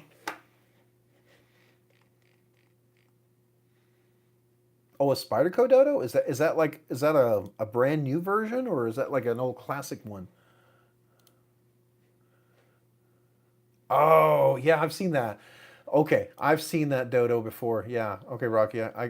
Yeah, I have not, and it looks like it's similar to that lock that they have on the Manix. Is that the same type of lock on the Manix, or is that different?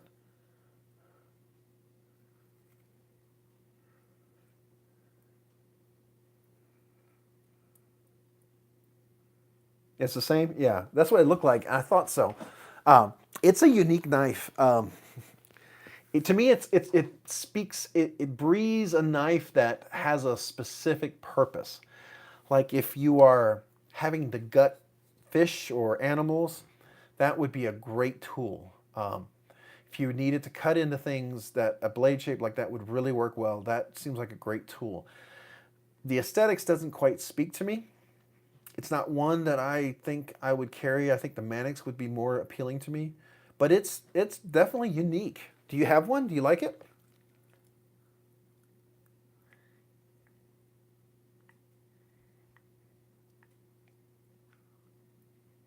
package opener. Okay, yeah, I could see that. That would be a perfect package opener, especially like even the heavy duty plastic. I bet that just would rip it open because that little hook on the blade, it's got that beak kind of thing. That just looked like it would be just a perfect. You got that thick, heavy duty plastic you got to get into, and you don't want to cut and you don't want to cut and slip your hand or something. It seems like with that little tip, you can kind of cut in and you could pull that just safely through. That just seems like it would be a lot of fun to do that.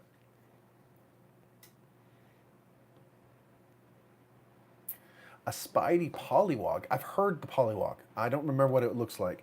Let me see if I can find that real quick. The Polywog. Okay, yeah, I've seen that. Yeah, that's similar to the Dodo. It's just different shape. It's almost like a spear point, it looks like. Now that one wouldn't have that kind of the hook as the other one does, but it's still pretty cool.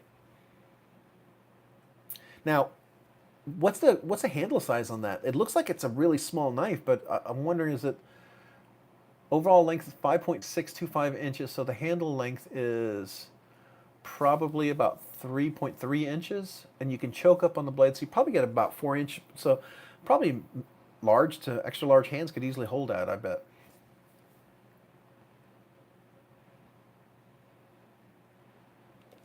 Oh, my PM3. This is a Fat Carbon Arctic scale. This one right here, is that the one you're talking about? And it has the titanium deep pocket carry clip, yeah. So this is the Arctic Storm Fat Carbon scales, and it's got the S45 VN blade steel, which works out really nice. And then it has the CME compression lock, made easy. I like this one a lot. This one's really nice. It's got good action.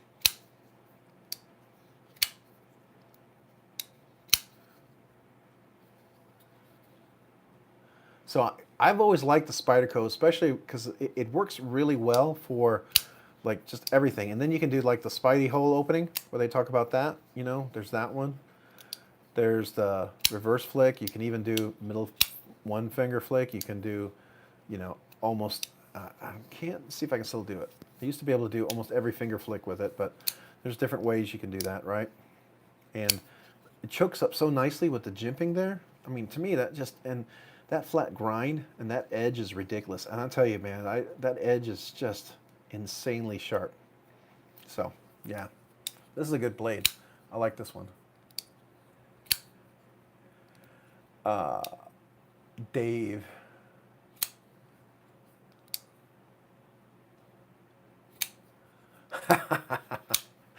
Yeah. I guess, you know, I guess that could be fun. That's funny.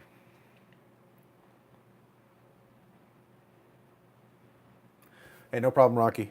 I don't know. We'll see if we're still running. It's getting close to 10, but I might wrap it up at 10. If you're back before 10, then you know we'll be here. And if it's, we'll see if we keep chatting. I like talking knives. I could talk probably all night long, but I don't want to keep everyone if they got to go somewhere, right? So if you got to go. But if you want to keep talking knives, you know, I can easily do that. So I enjoy doing that. Oh, blue or purple. So Arctic Storm, Fat Carbon Fiber Arctic Storm. This is an RTG scale. So it's Rip's Garage Technology. I got this one from DLT, the scale. And so what it is, it's like a blue, bluish purple. I don't know. I guess I'm not good with colors, but it's got a kind of a hint of purple. And then you've got the light blue that's more like the Water Storm. And then you've got this basically carbon fiber material. That's the reflective part, and that reflective part is probably what gives it sort of the blue, kind of purplish blue feel to it. Fuchsia, I guess, is maybe the color. I think I remember some girl in high school told me that's what it was. Anyways, we were doing a chemistry experiment, and I said it looked blue, and she said, "Oh, it's fuchsia," and I was like, "Oh, okay." And she was like really adamant about it. She became my chemistry lab mate because she wanted an A, and she was really cute, and she knew I'd get her an A, and so she played it up, and I was okay being played up because she was cute. So, you know, hey, she thought she was taking advantage of me, and I was kind of, you know, I was like, you know, that's fine. If you want to do that, I'm happy to help a pretty girl out. So, anyways, another story for another day. But anyways, that right there is the Arctic Storm. Can you see the reflection on that? It really, really looks nice. Let me see if I can get my flashlight to point that out. I don't know if it shows really well in with the flashlight. Can you see that kind of the gorgeous kind of reflection on that?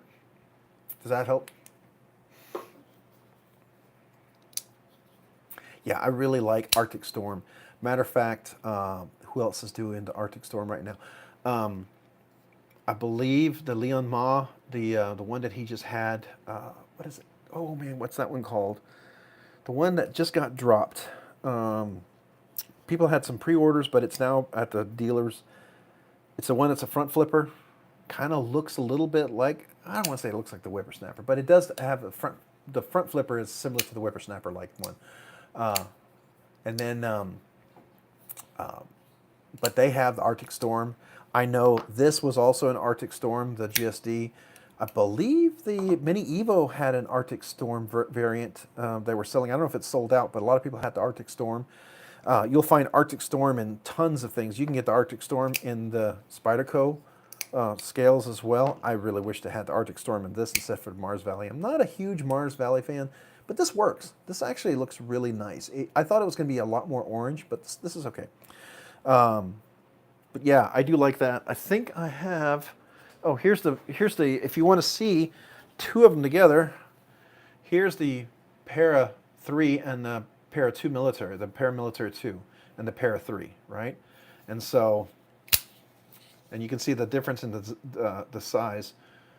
This is an anniversary present from my wife, so that knife will never leave my collection. This one was one that I liked because it's a size that I normally would carry. So this one I probably will not leave my collection because I like the size more, and I do like paramilitaries. Some days I just feel like carrying just an old reliable paramilitary. There's just something neat about this design. It's one of those classic ones. I'm not one of these fans that I have 20 million variants of this. I'm going to have one and that's it. I'm going to have one of this and that's it. And because the two are different sizes, I will, this one's, yeah, I haven't used this one in a while, so it's not quite broken in. So I need to break it in a little bit. Come on. Yeah, I got to put some oil in there. I haven't used this in a while. You can tell it's a little tight in there. Come on. There we go. Now it's starting to get a little better. When you don't carry the knife for a while, you can, the phosphor bronze washers, if you're not familiar, they start to oxidize, right? And even with the oil that's on there, it's still going to be exposed somewhat to the air and other things, so it will oxidize. And when it oxidizes, kind of develops a layer and it interacts and it kind of expands it, and so that's why there's more friction. And as you start to wear it down, then it kind of, if you will, polishes that off, and that's what gets back to being nice and broken in. And that's why phosphor bronze knives that are used very regularly really have very consistent action, much nicer, consistent, but once you put them down and you haven't used them in a while, you kind of almost have to break them back in again a little bit, just to break up that corrosion. It's kind of like your brakes when they get wet, or if you're in a rainstorm, they'll get a little rust on them, and you brake the first time, it'll squeal almost a little bit because you're almost rubbing off the rust that's on there. I don't know if that helps anybody, but there you go.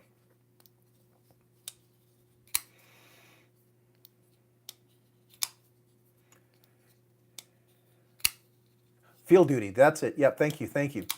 Yeah, that one, they have that one in Arctic Storm too.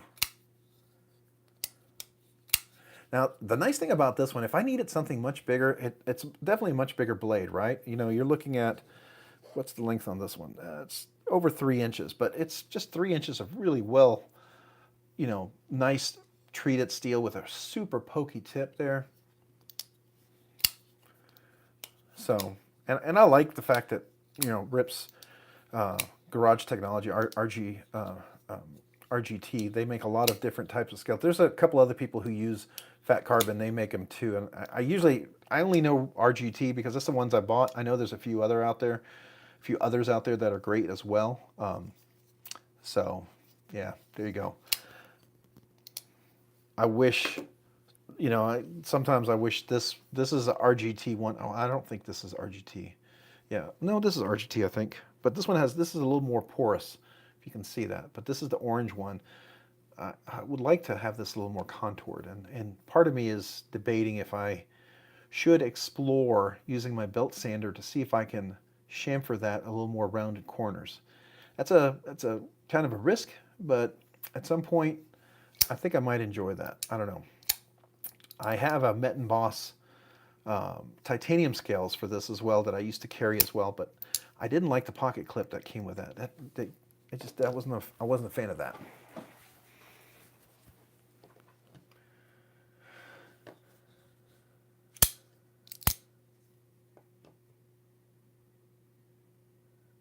Yeah, some days it's just fun to carry. I just want to put it in my pocket and carry it around. To me, it's just a great knife. You know, I feel the same with the Shaman. I know I say Shaman, it's Shaman. I know how to say it's Shaman, but I picked it up how I think Nick Shabazz and Metal Complex said it, and when they told me that people got really offended by calling it a Shaman, I couldn't help but call it a Shaman. So if I offend anybody here, sorry, but I'll call it a Shaman. I'll call my Shaman a Shaman. Yeah, tomato, tomato, potato, potato, whatever. Yeah, right. He does make some fantastic stuff. I wasn't a fan of his clip that comes with some of the titanium and zirconium stuff. It just doesn't have a lot of flex into it, and that I wish he would change. That's my only request if he ever would consider updating that, is to change some of those clips to be a little more flexible, because they're not as flexible and they don't have as much spring because they're so thick. And I think, was it you, David, that was you're the one that thinned out excuse me, you're the one that thinned out the clip on the LC, right? Was that you? Because now that I've done this and you've talked about thinning that out, that might be something worth me exploring on that clip. Yeah. I might consider doing that, because I have these scales still, and I like the scales, but I quit using the scales because the clip just bothered me, and another clip on there just didn't look as nice. Matter of fact, I'll show you what they are. Here, I'll be right back. I have them right over here. Just give me a second.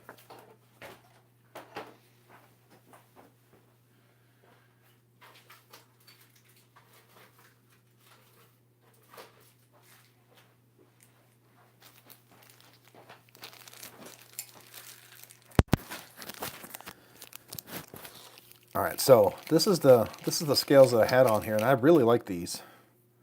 So if you can see, and they look really nice on here, on the knife. I think it's a beautiful kind of aesthetic look on there. And the only thing is this is the clip, and I just was not a big fan of this clip because it didn't have a lot of flex. Try to get this open. And you can see that I literally put a little bend into it. I don't know if you can see that, so that would have better contact. But then you can see how flat that is, and that's very similar to, not here, very similar to how that was really flat over here. This is really flat. There's no curve, and what I've now done with that one, I feel like I could probably explore thinning this out and then rounding this out, and I think this would then become a clip that I would really, really like, and I think I would really like these scales again. And heck, then I can save these scales for, I would like to find the smock in like a 3V steel, or you know, an M390, like some of those special runs, and that's eventually I'd like to get one of those. But this is really nice. This did look really nice like that. It's just this clip wasn't very flexible. So there you go. I don't know if you've seen these, but this is really nice. And I had ordered one without the lanyard, because I didn't want the lanyard on there.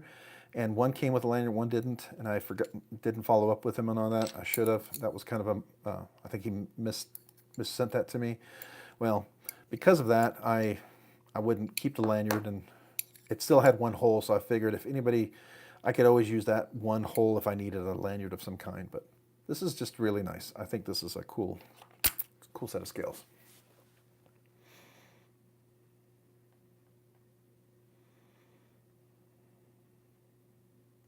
Yeah, it really is a good looking clip. I really do like it.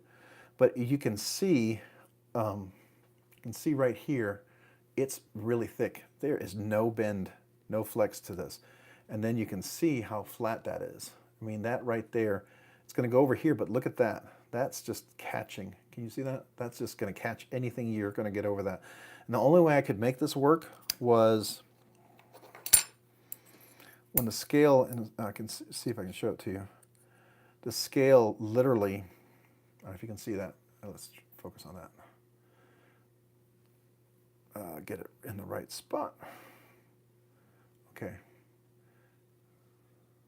Come on, focus. Okay, so I don't know if you can see that part of the scale, only the very tip is touching. The back had to be off. That's the only way I could make it work. It still wasn't ideal, and I didn't like it.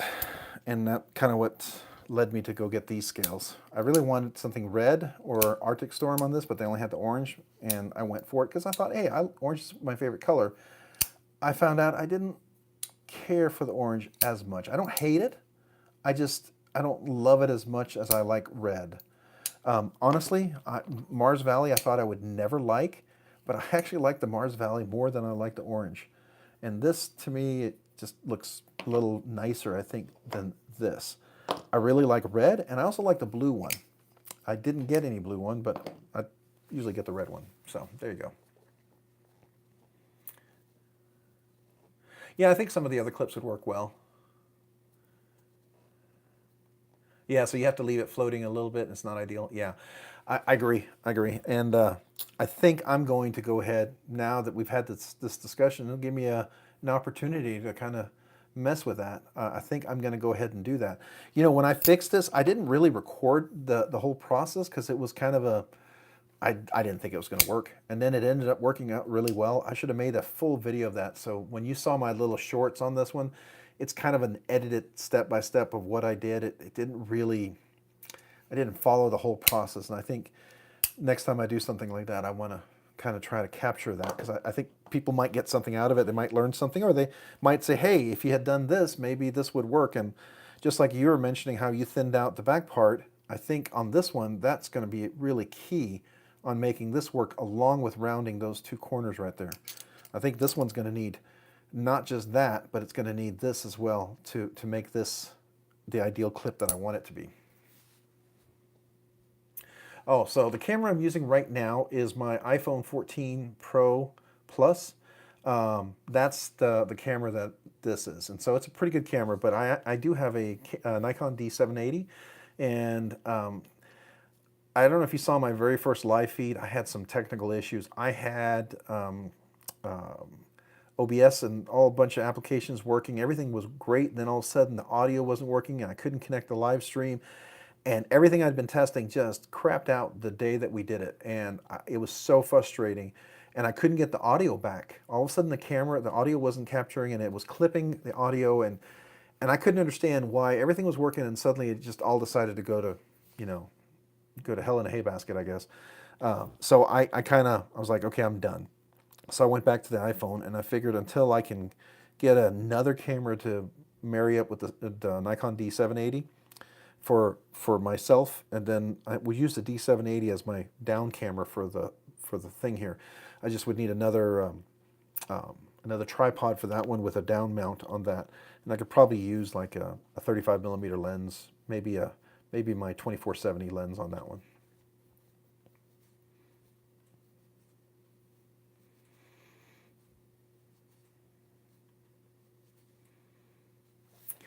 Yeah, I agree. I think the design was more of the end product and the look than the functionality.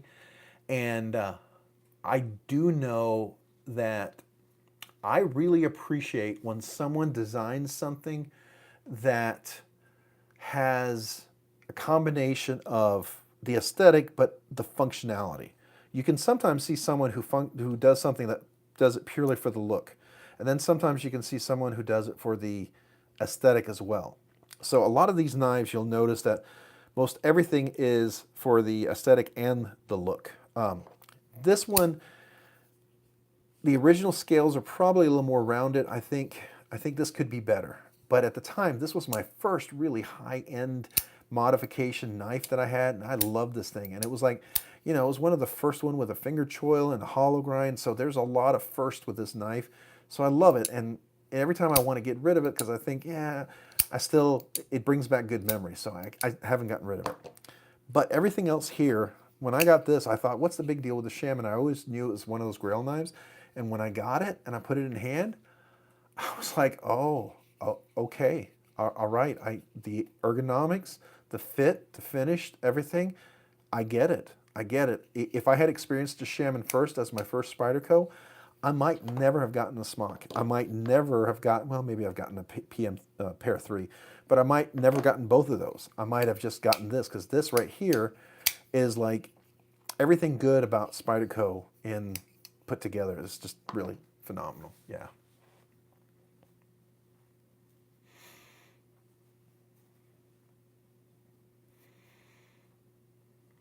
Who do I think nails the balance the best? Consistently, I think everyone does it well at times. Like right now, recently, one that did it is this relative. I mean, this is a culmination of so many good things that he has designed that I think is all the aesthetics that and the look of the knife finally coming together with the functionality of the knife. I know some people will miss the flipper, but to me, that really makes this knife on the next level. I don't think you need the flipper with the fuller hole and the fuller, with the thumb hole and the fuller here, and then the front flipper. I think this is adequate. You know, if you want the flipper, yeah, but I think this really does it well. I think Javi Garcia and Enrique Pena, and I think Javi Garcia's influence. This is a lot different than most of other Enrique Pena stuff, right? So like I have his, I was telling you about the Mula. The Mula is really, really nice. This is the one I have in my Dama Steel with the red fat carbon inlays on this one. This is one of the Crane's Cutlery specials, right?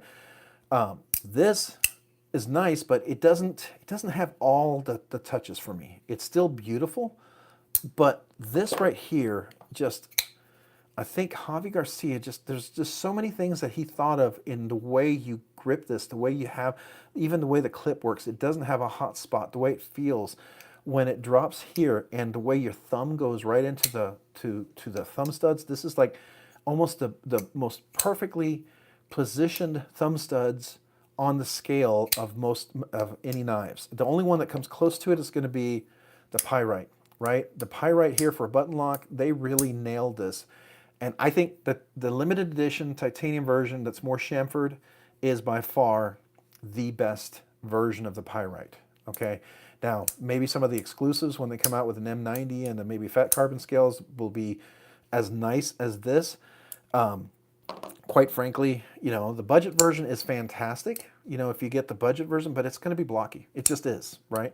So that really nailed it really phenomenally. I think the Trogon, I mean, in so many ways, this one is aesthetically so comfortable and so functional. I can flick this all day long. I'm on meetings and conference calls and I'm on mute. I'm sitting here just flicking this knife nonstop, over and over, both left-handed, right-handed. I mean, this one just really executes it well. The comfort, the shape, everywhere, it just really, really, really nicely done. Another one, you know, this looks really blocky, and you would think it can't be comfortable, but the way everything fits on this knife for my hand, it's perfect. I mean, even the grooves here, the width-wise, fits right into my hand like that perfectly. So McNeese really, I mean, crazily just knocks it out of the park. I would have never thought the F5.5 did as well. I was not a fan, and I only bought this because it was on sale, but this is another one. So I don't know. I would have to say Trogon and the Relative right now, probably that I have in hand that I have, are two of my absolute current favorite ones. Now, I will tell you, I'm going to probably grab every knife I have out, it seems like. All right. The Imamba by Arnaud Bernard. This one as well is, I don't know, this is semi-custom mid-tech kind of knife. It's South African made. You know, the three brothers touched this knife over 200 times. People say it can't be custom because not everything's done by hand, but I think, you know, even Koenig and a bunch of other people, they still use machining and milling and stuff, so I don't know what really makes custom, what makes mid-tech anymore. Wayfarer Olamic, you know, they are considered custom, but people still call them mid-tech because they say it's not custom, but I don't know, right? This one is really phenomenal as well, and I know for the knife show in Atlanta. It's just a little insight. I talked to one of the brothers. They're supposed to be releasing a whole new version of their folder. I don't know I don't know any details. I just know that it may blow this iMamba out of the water and be even way better. And I love this iMamba. This is great. African Sporting Goods, check them out. It's not cheap, but to me, it's like the perfect Chris Reeve alternative. This one has great ergonomics. All right, so then there's this one. You can't find it anymore. This is the Bade Modern Designs. His website, I don't even know if it's up anymore. It's the same guy who created the Hive over here, right? This was one of those knives that came out. It was my first experience. It's like you can't find it anymore, but the ergonomics on this one is just phenomenal. It flips. It's got the finger choil. Everything's round. It's hollow grind. This is a Bestech design. This is one of the first experiences with Bestech that execute it perfectly. And it is anodized, blue anodization, but I like it. And this one was phenomenal at the time. It was the best ergonomic one I had. So for what I have, I would have to say, I mean, the 9 also does a really nice job. They do, but I don't know. I wouldn't quite put them up there. Yeah, it's going to be the Relative, the Pyrite still, and the Alacran for me. Those are the 3 that really knock it out. This one, the Keen, is beautiful too. It's a little simple, right? Very simple design, but I think they knock it out. Ray Laconico design. But some people are going to be underwhelmed by his design because they feel it's too boring, too plain. And I hear that all the time. People talk about that. But I think there's an incredible beauty and simplicity that you can make it work. When you can make a knife look so completely simple, but work so perfectly, that to me is both complex. When you can make something so simple work so perfectly in a complex way, that's design. I don't know. I find that like artwork. And so, anyways, that's where I stand on that one. And of course, there's the Sakshi. I still think this is an underrated knife. The ergonomics on this knife is so overlooked. And the contoured shape, everything on this one is so comfortable and easy to work with. It really is like I hear all the time, people, this is boring. They make a carbon fiber version of this. I wish they had some different scales for it, yeah. But I don't know. This one is just ergonomically comfortable as well. But that's the thing. You get all this, and then you get the, do I even have it here? The Wee Banter. Yeah, here it is. Then you get something like this that was not great by itself, right? But then you get someone like Unlock Composites, and he creates these scales, and this makes this knife, to me, makes this knife completely different. This is a night and day knife from the original scales. What he added with these scales made this a completely new knife to me and way more enjoyable. So yeah, I will just tell you, I think if, who does it all together, sometimes some of them get it right once in a while. Sometimes they get it right all the time. I hear Sheer Groarf is like that. The Whippersnapper sure sounds like it. I don't own it, and I've not held it, so I wouldn't know. But that sounds like it really does it well. But that's the version 2. The version 1 I heard was not quite as good. Version 2 is supposed to be like night and day, just phenomenal. So there's that.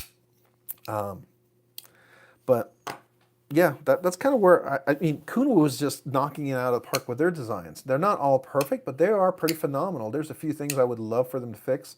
Like they had this clip, and I had to get a Spyderco and modify this clip to make that work, because I'm not a wire clip fan. They did the Pulsar, which I have over here as well, and I'm going to pull it out. The Pulsar with the XT lock, that one is really nice. I really like this Axis lock, XT lock, whatever you want to call it. Nice and flippy. I put the extra strong springs there. This one works really well, chokes up really nice. It's a beautiful slicer, but does this look speak to you? And if it speaks to you, this is fantastic, but it may not have the aesthetic that you like. So I don't know. So for me, I guess, yeah, I would still go there, and The pyrite, I mean, and I do like the McNeese. The McNeese is just surprisingly fits well. You know, it looks understated, but it works. So, and this is a mid-tech for sure. Definitely hand ground blades and a lot of things like that. So, I don't know. Did I answer your question? I mean, that's a long road around that question, isn't it? I mean, yeah, I know I had a lot of knives on the table. I think I have a little more than 24. Let's see, what do we have? I'm curious now. 2, 4, 6, 8, 10, 12, 14, 16, 18, 20, 22, 24, 26, 28, 30, 34, 35. I got 35 or 36 on the table. I mean, do I need to go get more knives and pull them out here? I don't know if I can get them all on the screen. That's a problem. Now I'm putting them back and making sure they're in the right spot. That's going to be a challenge, right? So, yeah, this one's fun to flick. It really is. I like how this axis lock with the ramp on the lock bar. That is just really nice. Now, I will say you really need to use both for it to work well. It's not really conducive to just use one, but it works beautifully with 2 fingers, for sure, no doubt. I do like that. So,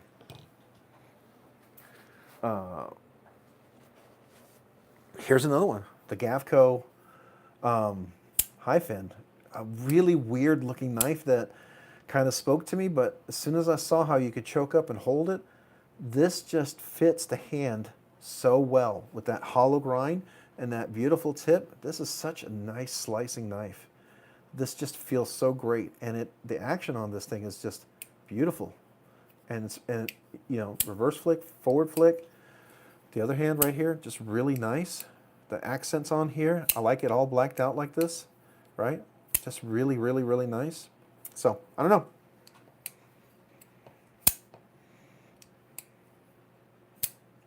Yeah, according to Javi, I spoke to him on Instagram, and he said they're supposed to be, he said May or June, I thought, is when he thought they were going to drop these.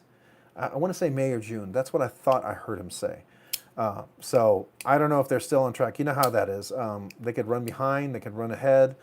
Who knows? I mean, the Pena is a huge revenue generator for Riot, so I can see them getting a priority.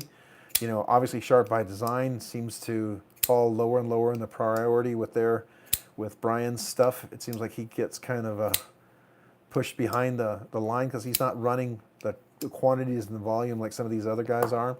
I mean, and honestly, part of that is understandable. It's not fair, but it is understandable. As much as I like Brian Nadeau's designs, his really great stuff, you know, business is business, and sometimes, you know, you have to move things, and yeah.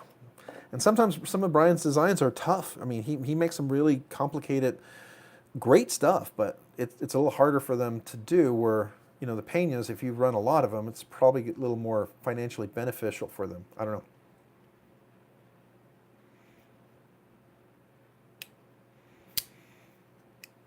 Yeah, I really hope they do drop more. I do.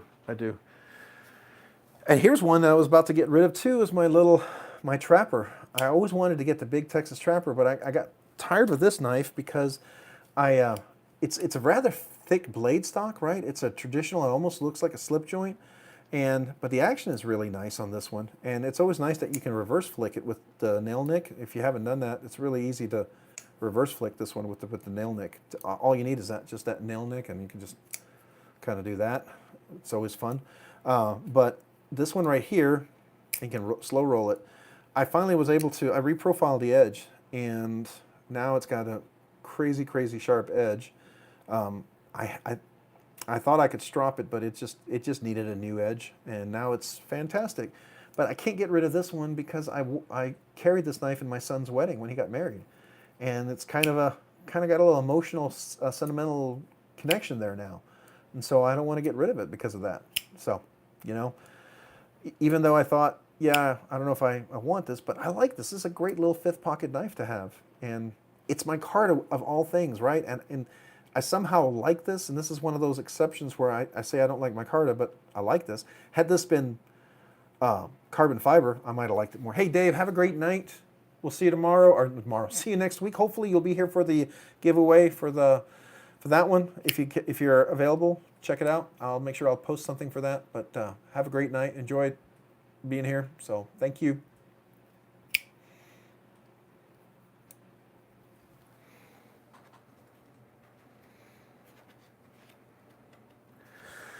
All right.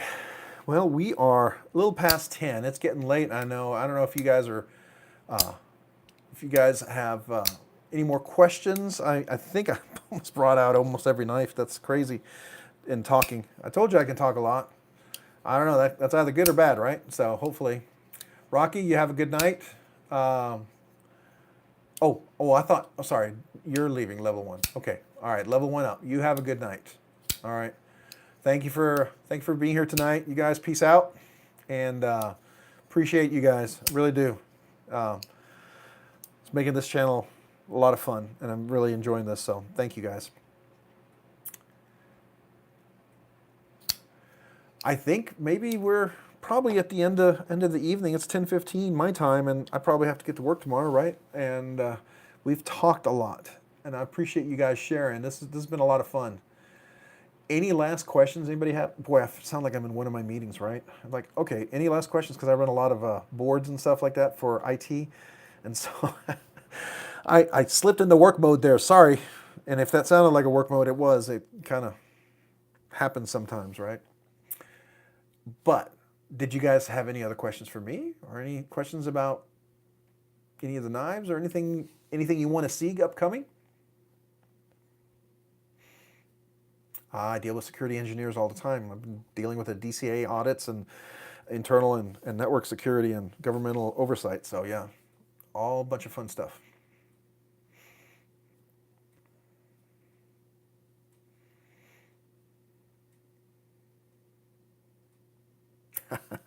Nerds for sure. Well, with that, I will say it's been a lot of fun, guys. Thank you so much for being here tonight. We'll have to do this next Monday again for one more giveaway. We'll get to do I'm excited about this, being that's the first knife. I know I'm hyping it up, but to me, I'm more honored by not necessarily the value or whatever of the knife. It's the fact that it's the first company to do that. So that means a lot, and it's kind of a nice affirmation of everything we're doing here and everyone being a part of it. So thank you. And with that, I will salute everyone with my knife, and I guess we could do a full 24 knife salute. I don't know, but I will definitely salute you with my knife and bid everyone good night. Thank you for being here for the live stream. You guys have been awesome. I appreciate it. And I guess, let's see here. How do we end this now? That's the only problem, because I am using the phone, guys. So it's going to be a little weird for me to disconnect this. You're going to see me moving because I am still learning how this connects over here. So forgive me for a second. All right. Good night, everyone.